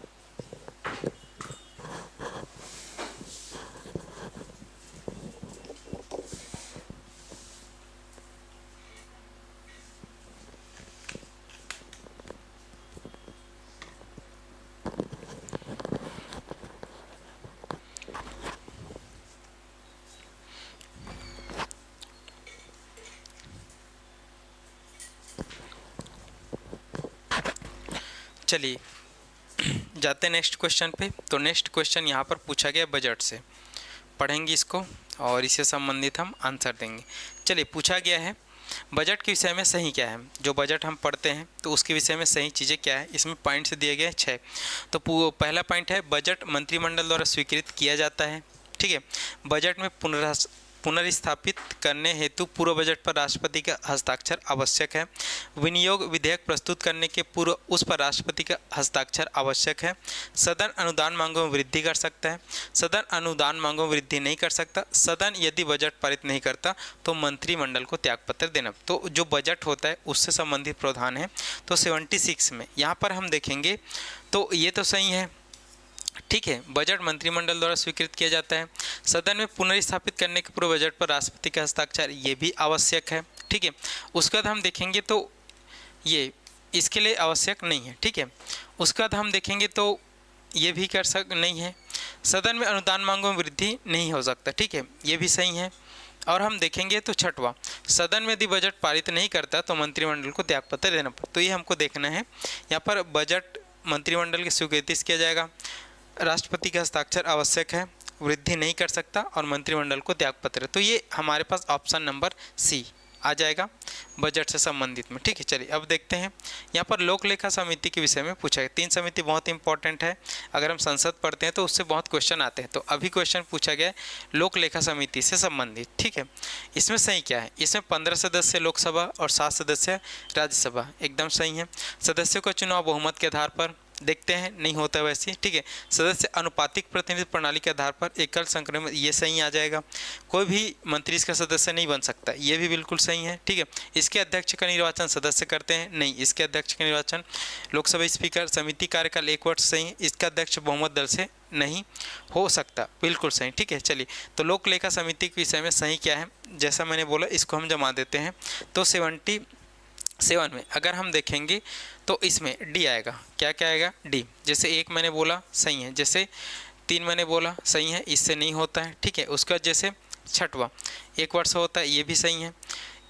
कोई मंत्री, ये तो गलत है। ठीक है, इसके अध्यक्ष ये भी गलत मैंने बताया। और 7वां, इसका अध्यक्ष बहुमत दल से नहीं होता। तो ये आपको देखना था। ठीक है, 1, 3, 6 और 7 इससे संबंधित सही है। ठीक है, चलो आगे बढ़ते हैं। आगे जब हम बढ़ेंगे तो यहाँ पर मान लीजिए कि राज्य विधानसभा की सदस्य संख्या 90 है, जैसे छत्तीसगढ़ का है, तो स्थान रिक्त है। ठीक है, बैठक में 86 सदस्य उपस्थित है। सदन उपाध्यक्ष के विरुद्ध यहाँ पर उसको हटाने का प्रस्ताव विचार कर रहे हैं। मतदान में प्रस्ताव के पक्ष में 45 मत और विरोध में 38 मत आए। 3 सदस्यों ने मतदान भाग नहीं लिया, अब क्या होगा? ठीक है, देखो तो यहाँ पर ये तत्कालिक बहुमत से हटते हैं। कौन कौन? अध्यक्ष और उपाध्यक्ष। तो उसी के बारे में पूछ रहा है। जैसे यहाँ पर 90 है बोल रहे खुद छत्तीसगढ़ में, और रिक्त कितने हैं? यहाँ पर 2 है। तो उस समय यहाँ पर कितना आ जाएगा? 88 आ जाएगा। तो 88 का हमको तात्कालिक बहुमत पाना रहेगा। तो तात्कालिक बहुमत कितना चाहिए? 88 का यहाँ पर 44, तो 45 पाना रहेगा। ठीक है, तो हम देखेंगे यहाँ पर पक्ष में कितने आए हैं? 45। ठीक है, और 3 सदस्यों ने भाग नहीं लिया, तो प्रस्ताव पारित होगा कि नहीं होगा? चलो आप लोग बताओ। तो इसमें हम देखेंगे प्रस्ताव पारित माना जाएगा। ठीक है, चलिए देखते हैं आगे। हम देखते क्योंकि यहाँ पर 3 सदस्यों ने मतदान नहीं किया। चलिए आगे देखेंगे। तो 79, अब ये 79 क्वेश्चन से संबंधित है कि जो हम तारांकित अतारांकित क्वेश्चन, ठीक है, जो हम संसद में पूछते हैं तो उसमें सही क्या है पूछा गया। ठीक है, तारांकित प्रश्न के उत्तर लिखित रूप में दिए जाते हैं। तारांकित प्रश्न के उत्तर मौखिक रूप में दिए जाते हैं। अतारांकित प्रश्नों के उत्तर लिखित रूप में दिए जाते हैं। तारांकित प्रश्न के उत्तर मौखिक रूप में दिए जाते हैं। तारांकित प्रश्न पर पूरक प्रश्न पूछा जा सकता है। अतारांकित प्रश्न पर पूरक प्रश्न पूछा जा सकता है। प्रश्नकाल में प्रश्नों के उत्तर पर बहस की जा सकती है। प्रश्नकाल में प्रश्न के उत्तर पर बहस नहीं की जा सकती। तो ये तारांकित अतारांकित पर क्वेश्चन है। ठीक है, देखो तो आपको समझना है कि जो तारांकित प्रश्नों पर उत्तर हमेशा मौखिक दिया जाता है, उस पर हम पूरक प्रश्न पूछ सकते हैं। अतारांकित प्रश्नों को उत्तर हमेशा लिखित में दिया जाता है, जिस पर हम पूरक प्रश्न नहीं पूछे जाते। ठीक है, तो इसी को घुमा घुमा के पूछा गया है। तो इसका आंसर हम देखेंगे 79 का। तो इसका आ जाएगा यहाँ पर, ये सही है। ठीक है, 2 सही है। तारांकित प्रश्नों के उत्तर, ठीक है, तारांकित प्रश्नों के उत्तर मौखिक रूप में दिए जाते हैं। ठीक है, उसके बाद तीसरा, अतारांकित प्रश्नों के उत्तर लिखित रूप में दिए जाते हैं, ये भी सही है। ठीक है, उसके बाद हम देखेंगे तारांकित प्रश्नों पर पूरक प्रश्न पूछा जा सकता है, मैंने बताया। ठीक है, उसके बाद हम देखेंगे तो ये प्रश्नकाल में प्रश्नों के उत्तर पर बहस नहीं की जा सकती। चलिए, तो ये 79, तो 79 का आंसर यहाँ पर आ जाएगा सी। क्या आएगा? सी। 2, 3, 5 और 7, 2, 3, 5 और 8 सही है। चलिए आगे बढ़ते हैं। चलिए, ये 80 नंबर का क्वेश्चन। तो 80 नंबर का क्वेश्चन आपसे पूछ रहा है सदन के अस्थायी अध्यक्ष के विषय में क्या सही है। ठीक है, तो सदन का अस्थायी अध्यक्ष वह सदन का एक वरिष्ठ सदस्य होगा। वह राज्य सरकार द्वारा मनोनीत किया जाता है। वह राज्यपाल द्वारा नियुक्त किया जाता है। वह नवगठित विधानसभा के सदस्यों को शपथ दिलाता है। वह स्पीकर के निर्वाचन को संपन्न कराता है। वह स्पीकर को शपथ दिलाते। ये कहीं ना कहीं प्रोटेम स्पीकर के बारे में बात कर रहे हैं। किसके बारे में? प्रोटेम स्पीकर के बारे में यहाँ पर बता रहे हैं। ठीक है, तो प्रोटेम स्पीकर के बारे में ये बता रहा है। तो हम देखेंगे इसमें से ये सही होगा, वह सदन का एक वरिष्ठ सदस्य होगा। ठीक है, उसके बाद देखेंगे राज्यपाल द्वारा नियुक्त किया जाता है। जैसे अगर संसद का होगा, मतलब केंद्र का होगा, तो उसमें वो राष्ट्रपति द्वारा किया जाएगा। उसमें हम देखेंगे वह नवगठित विधानसभा से शपथ दिलाएगा। ठीक है, और उसके बाद है वहाँ स्पीकर के निर्वाचन को संपन्न कराता है। ठीक है, चलिए तो हम देखते हैं। और स्पीकर को शपथ दिलाने की कोई ज़रूरत नहीं रहता है, ये हम देखेंगे। चलिए आगे बढ़ते हैं। तो ये प्रोटेम स्पीकर संबंधित है, जो राज्य के प्रोटेम स्पीकर को पूछ रहा है। चलिए, अभी विधानसभा के निर्वाचन क्षेत्र और लोकसभा निर्वाचन क्षेत्र को सुमेलित करना है। ठीक है, तो इसको आप सुमेलित कर सकते हो। उस समय हुआ था पेपर, मतलब वो हुआ था चुनाव, इसलिए तुरंत पूछा गया था। चलिए आगे बढ़ते हैं। अब संसदीय सचिवों को पद की शपथ कौन दिलाता है? तो यहाँ पर जो संसदीय जो सचिव होते हैं, ठीक है, उसको शपथ कौन दिलाता है? ये 82 नंबर का क्वेश्चन है। तो उनको शपथ दिलाएगा कौन? मुख्यमंत्री। ठीक है, चलो मुख्यमंत्री उसकी नियुक्ति करता है। आगे बढ़ते हैं। अब यहाँ पर पूछा गया है अनुसूचित क्षेत्रों में ग्राम सभा के विषय में सही क्या है। ठीक है, जो अनुसूचित क्षेत्र होते हैं, थोड़ा सा अलग चलते हैं, तो वहाँ पर सही क्या है, इसके बारे में क्वेश्चन नंबर 83 पूछ रहा है। ठीक है, तो 83 में यहाँ पर हम देखेंगे प्रत्येक ग्राम में ग्राम सभा होगा। प्रत्येक ग्राम में एकाधिक ग्राम सभाएं हो सकती है। ग्राम सभा की जनपूर्ति कुल सदस्यों के 1/3 से होती है। ग्राम सभा की जनपूर्ति कुल सदस्यों के 1/4। ग्राम सभा की बैठकों में अध्यक्षता सरपंच, गलत मैंने बता दिया, ग्राम सभा की बैठकों में अध्यक्षता सरपंच नहीं करता। ठीक है, चलिए तो देखते हैं इसका आंसर हम देखेंगे। तो यहाँ पर प्रत्येक ग्राम में एकाधिक ग्राम सभाएं हो सकती है, ये भी होते हैं। ठीक है, हम देखेंगे तीसरा, ग्राम सभा की जनपूर्ति कितने? 1/3। ठीक है, उसके बाद हम देखेंगे छठवां, ग्राम सभा की बैठकों की अध्यक्षता सरपंच नहीं करता। ठीक है, तो इसमें आएगा ये तीनों, तो आंसर यहाँ पर आ जाएगा बी, 2, 3 और 6। ठीक है, 2, 3 और 6 यहाँ पर सही है। ठीक है, चलिए आगे बढ़ते हैं। छत्तीसगढ़ पंचायती राज अधिनियम 1993 के विषय में क्या सही? तो यहाँ पर अधिनियम में पूछा गया है और उसकी धारा है। ठीक है, तो यहाँ पर हमको बताना है छत्तीसगढ़ पंचायती राज अधिनियम 1993 का जो अधिनियम और धारा है। ठीक है, तो इसका आंसर हम देखेंगे। तो इसका आंसर, इस अधिनियम 15 अध्याय है, 132 धारा है और 4 अनुसूची। ये तो हम शुरुआत से पढ़ते हैं। ठीक है, चलो आगे बढ़ते हैं। अब यहाँ पर आ जाते हैं, राजस्व प्रशासन में कौन सा सुमेलित नहीं है? राजस्व प्रशासन में कौन सा सुमेलित नहीं है पूछ रहा है। ठीक है, कलेक्टर, डिप्टी कलेक्टर, अनुविभागीय अधिकारी, तहसीलदार। ठीक है, तो जो राजस्व जो प्रशासन होता है उसमें कौन सुमेलित नहीं है? ठीक है, तो ये सुमेलित नहीं है डिप्टी कलेक्टर, बाकी कलेक्टर ये सब आते हैं। चलिए आगे बढ़ते हैं। 86, तो 86 नंबर का जो क्वेश्चन है, किस विषय में राज्यपाल के लिए मुख्यमंत्री का परामर्श मानना आवश्यक है? तो राज्यपाल और मुख्यमंत्री से संबंधित जो परामर्श है, जैसे एक विधेयक राष्ट्रपति को संदर्भित करना, राज्य की प्रशासनिक मशीनरी के विषय में केंद्र को प्रतिवेदन भेजना, मंत्रियों के मध्य विभागों का वितरण, राज्य विधानसभा द्वारा पारित विधेयकों पर आपत्ति लगाना। एकदम इजी है 86 का। ठीक है, तो 86 का ये आएगा, मंत्रियों के मध्य विभागों का विवरण। अगर राष्ट्रपति बोलता है, सीएम अगर बोलता है मुख्यमंत्री राज्यपाल को, तो राज्यपाल को मानना बहुत ज़्यादा आवश्यक है। बाकी ये 3 बात, राष्ट्रपति को भेजना आर्टिकल 200 जरूरी नहीं है। ठीक है, केंद्र को भेजना ये भी जरूरी नहीं है, और राज्य विधानसभा पारित आपत्ति लगाना, ठीक है, वो स्वयं का उनका विवेकाधिकार आएगा, ये हमको देखना है। तो ये यहाँ पर विभागों का आवंटन ये मानना जरूरी है, मुख्यमंत्री की बात को राज्यपाल। ठीक है, चलिए सरपंच के विषय में पढ़ना है। जो सरपंच होता है, सरपंच के विषय में सही क्या है? उसे अविश्वास प्रस्ताव द्वारा पद से हटाया जा सकता है, बिल्कुल सही है। ठीक है, उसे प्रत्यावर्तित किया जा सकता है, ये भी सही है। सदस्यों की मांग पर यदि सरपंच 3 अवसरों पर ग्राम पंचायत की बैठक नहीं बुलाता है तो उसे हटाया जा सकता है। यदि 3 अवसर पर ग्राम सभा में जनपूर्ति के लिए असफल होता है तो उसे हटाया जा सकता है। ठीक है, तो ये 87 का आपको बताना है। तो 87 में, ठीक है, 87 में हम देखेंगे तो ये आता है सी, ये नहीं आएगा। ठीक है, उसको यहाँ पर असफल होता तो नहीं किया जा सकता और मौका उनके देंगे। ठीक है, तो ये है अविश्वास प्रस्ताव, ये भी है, ये भी है, ये भी। ठीक, चलिए आगे बढ़ते हैं, देखते हैं। चलिए अब यहाँ पर छत्तीसगढ़ का इतिहास से क्वेश्चन आ रहा है। छत्तीसगढ़ के कलचुरी शासक रत्नदेव द्वितीय के संबंध में निम्नलिखित में कौन सा कथन सत्य नहीं है। ठीक है, ध्यान रखना है, सत्य नहीं है पूछा गया था। तो कलचुरी शासक रत्नदेव द्वितीय के संबंध में निम्नलिखित में कौन सा कथन सत्य नहीं है। ठीक है, उसने त्रिपुरी नरेश, तो इसका जो आंसर आप सभी पढ़ेंगे और 88 का आंसर यहाँ पर डी आएगा। क्या आएगा? डी। वल्लभराज उसके विरुद्ध विद्रोह किया था। चलिए अब थोड़ा सा जल्दी से करेंगे। छत्तीसगढ़ में कलचुरी प्रशासन के अंतर्गत, छत्तीसगढ़ में कलचुरी प्रशासन के अंतर्गत रायपुर शाखा के शासक को निम्नलिखित में किस उपाधि से संबंधित किया जाता है। ठीक है, तो रायपुर में थे तो उनको किस उपाधि से यहाँ पर किया जाता है। तो 89 का आंसर यहाँ पर आ जाना चाहिए, महाराज कुमार राजा। ठीक है, ये 89 का है। 90 की अगर हम बात करें, ये भी कलचुरी से संबंधित है।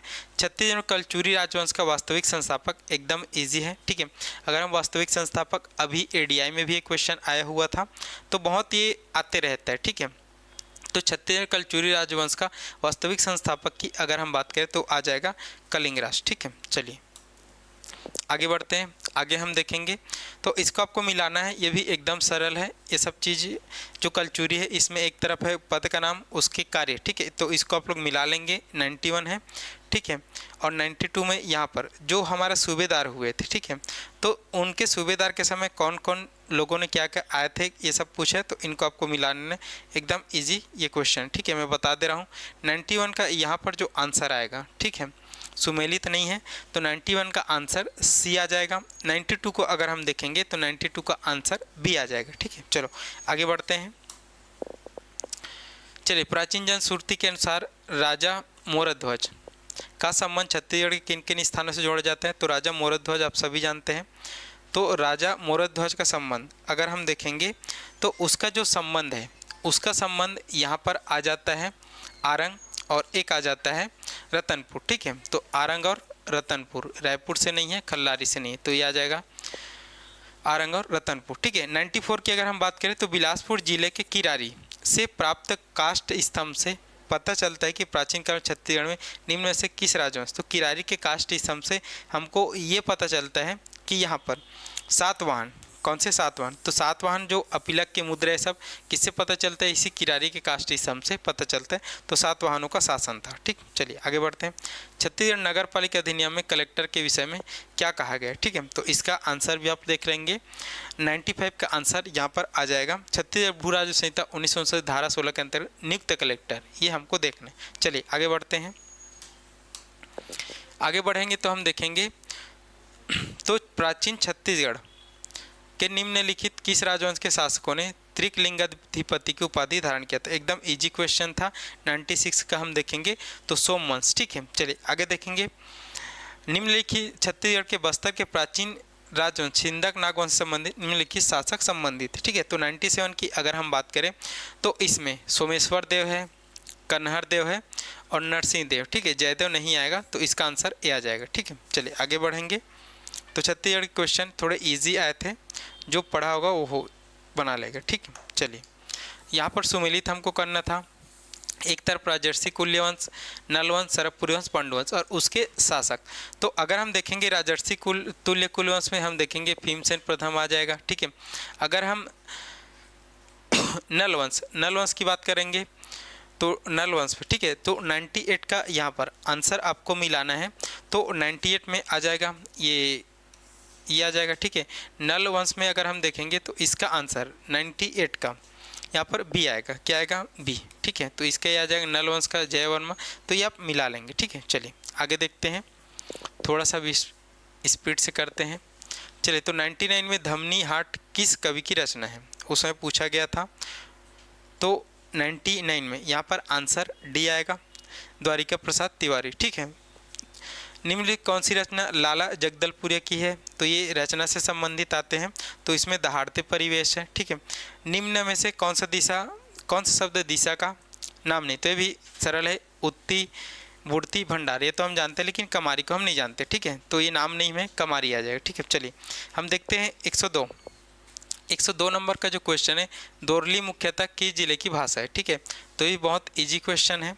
तो दोरली, दोरली की अगर हम बात करें तो वो सुकमा क्षेत्र में बोली जाती है। 103 नंबर का जो क्वेश्चन है, निम्नलिखित में किस साहित्यकार ने गीता रहस्य, तो माधवराव सप्रे ने यहाँ पर गीता रहस्य लिखा है 103। ठीक है, चलिए अब हम जाते हैं आगे। चलिए, परिया शब्द का तात्पर्य क्या है, तो परिया शब्द जितने भी छत्तीसगढ़ में रहने वाले जो बच्चे वो जानते हैं, जिस पर खेती नहीं की जा सकती, तो 104 का एक आ जाएगा। निम्नलिखित में कौन सी जनजाति ऐश को गलाकर लोहा तैयार करती है, तो जो अगरिया लोग हैं, कौन है अगरिया लोग, वो लोहे को जलाकर क्या करती है, यहाँ पर लोहा तैयार करती है, मतलब लोहे के ऐश को, तो इसका आंसर आ जाएगा अगरिया। 106 की बात करें तो सैला नृत्य मुख्यतः किस अवसर पर किया जाता है, 106 पूछ रहा है सैला नृत्य मुख्यतः किस अवसर पर किया जाता है, तो किया जाता है दीपावली के अवसर पर। ठीक है, आंसर लिया गया दीपावली। बिहार जनजाति मुख्यतः किस जिले में निवास करती है, बिहार जनजाति के बारे में पूछा गया है, तो जो बिहार जनजाति है मुख्यतः हम देखेंगे तो वो सरगुजा क्षेत्र पर निवास करती, आंसर ए आ जाएगा। ठीक है, उसके बाद बस्तर की संपर्क भाषा किसे कहा जाता है, तो ये तो एकदम सरल है। 108 की अगर हम बात करें तो बस्तर की जो संपर्क भाषा है हल्बी है। ठीक है, चलिए तो गाना वाना भी आप सुनते होंगे। आगे बढ़ते हैं। आगे जब हम बढ़ेंगे, छत्तीसगढ़ में राजनीतिक चेतना जागृत करने के लिए 1870 से 1900 के बीच में निम्नलिखित संस्थाएं गठित थी, ये भी बहुत ज़्यादा पूछा जाता है। तो 109 है, इसका जो आंसर हम देखेंगे तो मालिनी रीडिंग क्लब भी आ जाएगा, बुद्धिमान सभा नहीं आएगा, कवि समाज आ जाएगा। ठीक है, और एक आ जाएगा बाल समाज, तो इसमें कवि जो बुद्धिमान सभा नहीं आएगा, ये तीनों आएगा, माननीय रीडिंग क्लब, कवि समाज और बाल समाज, तो आपको दो को हटा देना है। ठीक है, चलिए इसका आंसर आप लोग देख लेंगे, बता दिया मैंने। छत्तीसगढ़ में असहयोग आंदोलन के दौरान रायपुर राष्ट्रीय विद्यालय की स्थापना में से निम्नलिखित में व्यक्तियों ने योगदान दिया, ये आपको पूछा गया। ठीक है, तो छत्तीसगढ़ में जो असहयोग आंदोलन हुआ था उस समय राष्ट्रीय विद्यालय किन किन लोगों ने खोला था, तो इनको आपको बताना है। ठीक है, तो यहाँ पर हम देखेंगे तो माधवराव सप्रे ने भी खोला था। ठीक है, महंत लक्ष्मीनारायण दास ने भी खोला था, नहीं बलदेव मिश्रा ने खोला था, एनदी डानी ने खोला था, तो इसका आंसर 1, 2 और 4 आएगा। ठीक है, तो डी आएगा। ठीक है, 110 का यहाँ पर आंसर डी आ जाएगा, ये हमको देखना है। चलिए 111 हमको देखना है। छत्तीसगढ़ में 1858 में हुए सैन्य विद्रोह के संदर्भ में हनुमान सिंह के 17 साथियों को निम्नलिखित में से किस तिथि को फांसी दिया गया था। ठीक है, तो हनुमान सिंह आप सभी जानते हो, तो इसका जो आंसर आ जाएगा, इसका आंसर आ जाएगा 22 जनवरी 1858। चलिए आगे बढ़ते हैं। आगे जब हम बढ़ेंगे तो देखेंगे छत्तीसगढ़ भारत छोड़ो आंदोलन के दौरान निम्न किस राजनेता की पत्नी को 6 माह के लिए जेल में रखी गई थी। ठीक है, किस राजनेता की पत्नी को 6 माह के जेल में रखा गया था, तो यहाँ पर जो 112 का आ जाएगा डॉक्टर खूबचंद बघेल। ठीक है, उसकी पत्नी को 6 माह के लिए रखा गया था भारत छोड़ो आंदोलन के दौरान जेल में। चलिए 113 निम्नलिखित कौन सी बोली बस्तर अंचल की बोली नहीं है, बोली नहीं है पूछा गया है, गोंडी, पारधी, दोरली, पड़जी। ठीक है, तो दोरली तो अभी मैंने बताया सुकमा, हल्बी भी चलता है। ठीक है, गोंडी भी चलता है, तो कौन सी नहीं है, तो 113 में यहाँ पर हम देखेंगे पारधी नहीं आएगा। कौन सा नहीं आएगा, पारधी नहीं आएगा। चलिए आगे बढ़ते हैं। सुमिलित करना है, तो सुमिलित में इसको आप लोग कर लेना है। ये जब जंगल सत्याग्रह हुआ था और उसके यहाँ पर जो नेतृत्व करते थे वो भी थे, तो इसका आंसर 114 का मैं बता दे रहा हूँ, ए आएगा। क्या आएगा, ए आएगा, तो ये आप देख लेना है, इसको आप लोग सुमिलित करेंगे, आप सबके लिए होमवर्क। चलिए आगे बढ़ते हैं। चलिए 115 नंबर का जो क्वेश्चन है वो पूछ रहा है निम्न से कौन घोटुल से संबंधित है। ठीक है, जो घोटुल होता है आप सभी जानते हैं युवागिरी बोलते हैं, तो युवागिरी घोटुल से संबंधित यहाँ पर कौन सा है, तो इसमें गीत बोला गया है ददरिया सैला हुल्की पाटा फाग, तो हुल्की पाटा कहाँ पे गाया जाता है, घोटुल में। 115 नंबर। ठीक है, तो इसका आ जाएगा सी। 116 बिलवा नृत्य किस जनजाति से संबंधित है। ठीक है, तो बिलवा आप सभी जानते हैं, बिलवा बैगा से संबंधित। ठीक है, तो 116 का ए आ जाएगा। मृतक स्तंभ की परंपरा किस जनजाति में है, तो मृतक जो स्तंभ यहाँ पर बनाया जाता है। ठीक है, तो मृतक स्तंभ बनाते हैं कौन, दंडामी माड़िया। ठीक है, चलिए आगे बढ़ते हैं। पंडो भाषा किस भाषा परिवार का सदस्य है, पंडो भाषा किस भाषा परिवार का सदस्य है, तो जो 118 है, तो 118 नंबर का आंसर आ जाएगा आर्य परिवार का। ठीक है, प्रधान जनजाति मुख्यतः किस जिले के निवासी, तो छत्तीसगढ़ के जो क्वेश्चन है वो इजी थे। ठीक, कुछ कुछ क्वेश्चन थोड़े से टफ थे, मॉडरेट लेवल के, बाकी इजी थे। प्रधान जनजाति मुख्यतः किस जिले के निवासी, तो 119 में यहाँ पर आ जाएगा सी, ये कबीरधाम प्रधान। ठीक है, चलिए काछन गादी, तो आप बस्तर दशहरा तो सुनते होंगे, तो काछन गादी जो परंपरा है वो बस्तर दशहरा से संबंधित, तो ऑप्शन सी आ जाएगा। ठीक है, चलिए 121 देखते हैं। तो 121 यहाँ पर गंधेश्वर मंदिर निम्न में से किस स्थल पर है, ठीक है। तो 121 में हम देखेंगे तो गंधेश्वर जो मंदिर है सिरपुर, एकदम इजी है। डीपरडी किस नदी के तट पर स्थित है, तो डीपरडी आप सभी जानते हैं, तो ये कन्हान नदी के तट पर स्थित है। उसके बाद जो चित्रकूट, इसमें से किस वर्ग में सम्मिलित है, तो चित्रकूट की अगर हम बात करें तो ये तो एकदम ईजी है, चित्रकूट जलप्रपात आप सभी घूमने जाते हैं, तो 123 का यहाँ पर आ जाएगा डी। चलिए, डिडनेश्वरी देवी का पूजित मंदिर इनमें से किस स्थल पर, तो डिडनेश्वरी देवी की अगर हम बात करें तो डिडनेश्वरी देवी का पूजित मंदिर किस स्थल पर है, तो 124 का यहाँ पर आ जाएगा, ये मल्हार पे है, मल्हार में डिडनेश्वरी, ठीक है। 125 भोरमदेव इनमें से किस नाग देवता भोरमदेव इनमें से किस नागवंश से संबंधित, तो भोरमदेव आप सभी जानते हो कि उधर कौन रहते थे, फणी नागवंश वाले रहते, तो 125 का ए आ जाएगा, 125 का ए। चलिए जाते हैं 25 क्वेश्चन और बचे हैं, उस पर चर्चा करते हैं। चलिए, किस जनजाति में पारंपरिक रूप से युवा गृह का प्रचलन है, ठीक है। तो युवा गृह का प्रचलन किस जनजाति में पारंपरिक रूप से, हलवा, भद्रा, उराव, बिरहोर, तो 126। ये इसमें कोई भी सही आंसर नहीं है, तो इसको डिलीट किया गया था, आप लोग इसको स्टिक लगा देंगे। चलिए 127 वेरियल एल्विन ने किस नृत्य को संसार के एक सबसे सुंदर नृत्य, आप सभी जानते हैं, तो वेरियल एल्विन ने आदिवासियों पर किताबें लिखा है, बहुत सारे रिसर्च किए हैं, तो गौर नृत्य को सबसे सुंदर नृत्य बोला है वेरियल एल्विन ने, ठीक है, ऑप्शन ए आ जाएगा। सिंगारस की प्रधानता किस लोकगीत में होती है, तो जो ददरिया होता है उसमें सिंगार रस की यहाँ पर प्रधानता होती है, तो 128 का यहाँ पर आ जाएगा ददरिया बी, ठीक है। चलिए, सरहुल नृत्य किस जनजाति से संबंधित है, तो आप सभी जानते हैं कि सरहुल नृत्य कौन करते हैं, उराव लोग करते हैं, ठीक है, कौन करते हैं, उराव लोग, तो इसका आंसर डी आएगा। बस्तर की किस जनजाति का मूल निवास उड़िया राज्य का, ये थोड़ा सा उस समय बहुत नया क्वेश्चन लगा था, तो बस्तर की किस जनजाति का मूल निवास उड़िया राज्य है, तो इसको आपको बताना है, इसका आंसर आ जाएगा गदवा। गदवा कहाँ से संबंधित है, उड़ीसा से, ठीक है। चलिए आगे देखते हैं, छत्तीसगढ़ शासन द्वारा मिनी माता सम्मान किस क्षेत्र में दिया जाता है, तो मिनी माता सम्मान आप सभी जानते हो कि हमारे राज्य अलंकरण पुरस्कार में शामिल है, तो जो मिनी माता सम्मान होता है वो छत्तीसगढ़ शासन द्वारा दिया जाता है, लेकिन किस क्षेत्र में दिया जाता है, तो ये दिया जाता है हमारे पास महिला उत्थान में, ठीक है, नाम से स्पष्ट है। चलिए, कक्षार नृत्य किस जनजाति से संबंधित है, तो कक्षार नृत्य, ये बहुत रिपीटेड क्वेश्चन है, ये संबंधित है, अगर हम बात करें कक्षार नृत्य किस जनजाति से संबंधित, तो जो कक्षार जो नृत्य होता है 132 की अगर हम बात करें तो लिया गया अभुजमाड़िया, ठीक है। चलिए, आंसर हमको देखना है 133 में, निम्न में से क्या बस्तर संभाग से संबंधित नहीं है, रहस, गेड़ी, भद्रनाथ, माओपाटा, ठीक है।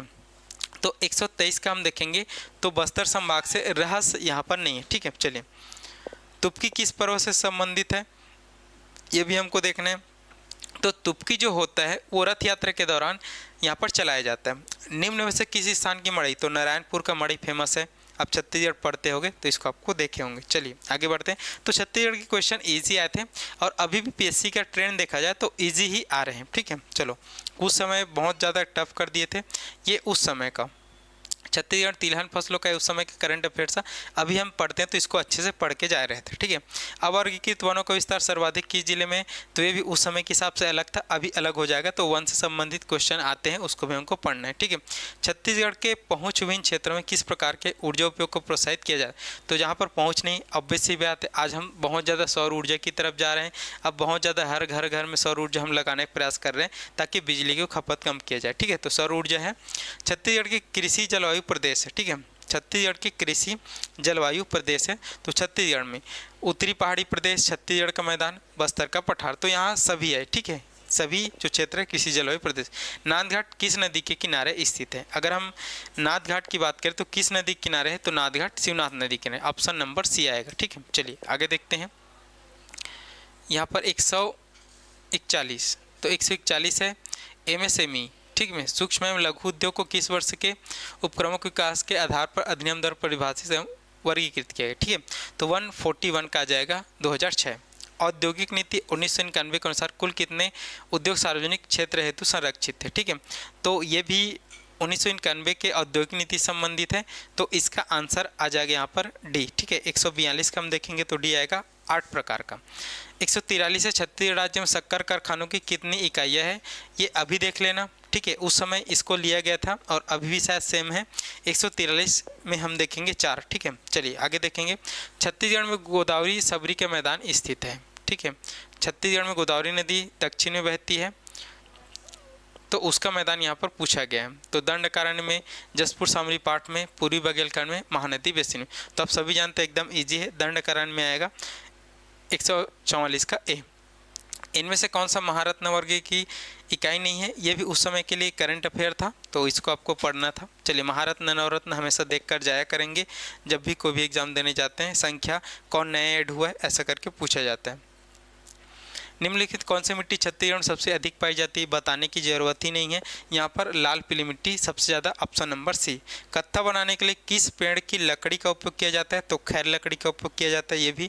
और जनगणना 2011 के अनुसार छत्तीसगढ़ राज्य में स्त्री एवं पुरुष साक्षरता में वृद्धि दर क्या है? ठीक है, तो ये जनगणना से संबंधित है, ये आपको पढ़ना है। तो 148 में हम देखेंगे तो ये 8 सी आ जाएगा, 4.7 और 4.07। चलिए 149 है। तो जनगणना 2011 के अनुसार छत्तीसगढ़ में नगरीय जनसंख्या के जिलों को घटते क्रम में व्यवस्थित करना। तो ये भी करंट अफेयर टाइप है, या फिर जनगणना को आपको हमेशा पढ़ते रहना। ठीक है, तो 149 का जो आंसर आएगा बी आएगा, बिलासपुर, दुर्ग, कोरबा, जसपुर। ठीक है, चलिए अब 150 है। स्वर्ण चतुर्भुज परियोजना का संबंध किसके विकास से? ठीक है, तो जो स्वर्णिम चतुर्भुज परियोजना का संबंध है, इसको अगर हम देखेंगे तो बहुत इंपॉर्टेंट है और अभी भी चल ही रहा है राजमार्ग। ठीक है, तो ये 150 क्वेश्चन आए थे, आपने देखा और समझा कि कैसे क्वेश्चन आए। तो छत्तीसगढ़ का जो क्वेश्चन है वो इजी लेवल के आए थे, कुछ बस टफ थे, तो उतने टफ होने चाहिए। और अभी अगर हम देखेंगे पीएससी का जो पैटर्न है पिछले 5-6 एग्जामों से, वो इजी क्वेश्चन ही पूछ रहा है। ठीक है, हाँ उसके जो ऑप्शन है थोड़े से फंसाने वाले रहते हैं, लेकिन उतने टफ और उतने कूट वाले क्वेश्चन यहाँ पर सीजीपीएससी नहीं पूछ रहा है। बाकी अगर सीएमओ एग्ज़ाम के दृष्टिकोण से देखा जाए तो हमको तैयारी सबकी अच्छे से करनी है, चाहे भारतीय इतिहास की हो, खासकर संविधान का, खासकर पंचायती राज, खासकर नगर पालिका अधिनियम, इनसे भर के क्वेश्चन आए हैं। ठीक है, और छत्तीसगढ़ तो हमको पढ़ना है।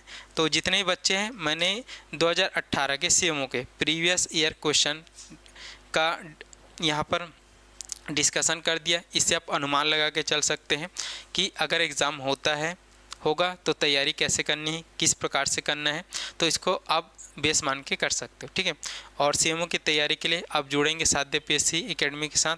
क्लासेस स्टार्ट हो चुकी है, सेपरेट बैच स्टार्ट हो चुके हैं, और किसी भी तरीके से कुछ भी दिक्कत होता है तो संस्था के दिए गए नंबर पर आप संपर्क करके बात कर सकते हैं। कोई भी परेशानी, कोई भी दिक्कत होता है, कोई भी कोर्स अगर परचेस करना है तो उससे संबंधित, तो जितने भी साथी देखेंगे जुड़ेंगे, बने रहिएगा साध्य पीएससी एकेडमी के साथ और अपनी तैयारी करते रहिएगा। चलिए अभी के लिए धन्यवाद। और सीएमओ की क्लासेस स्टार्ट हो चुकी, आप जुड़ सकते हैं सीएमओ की क्लास से।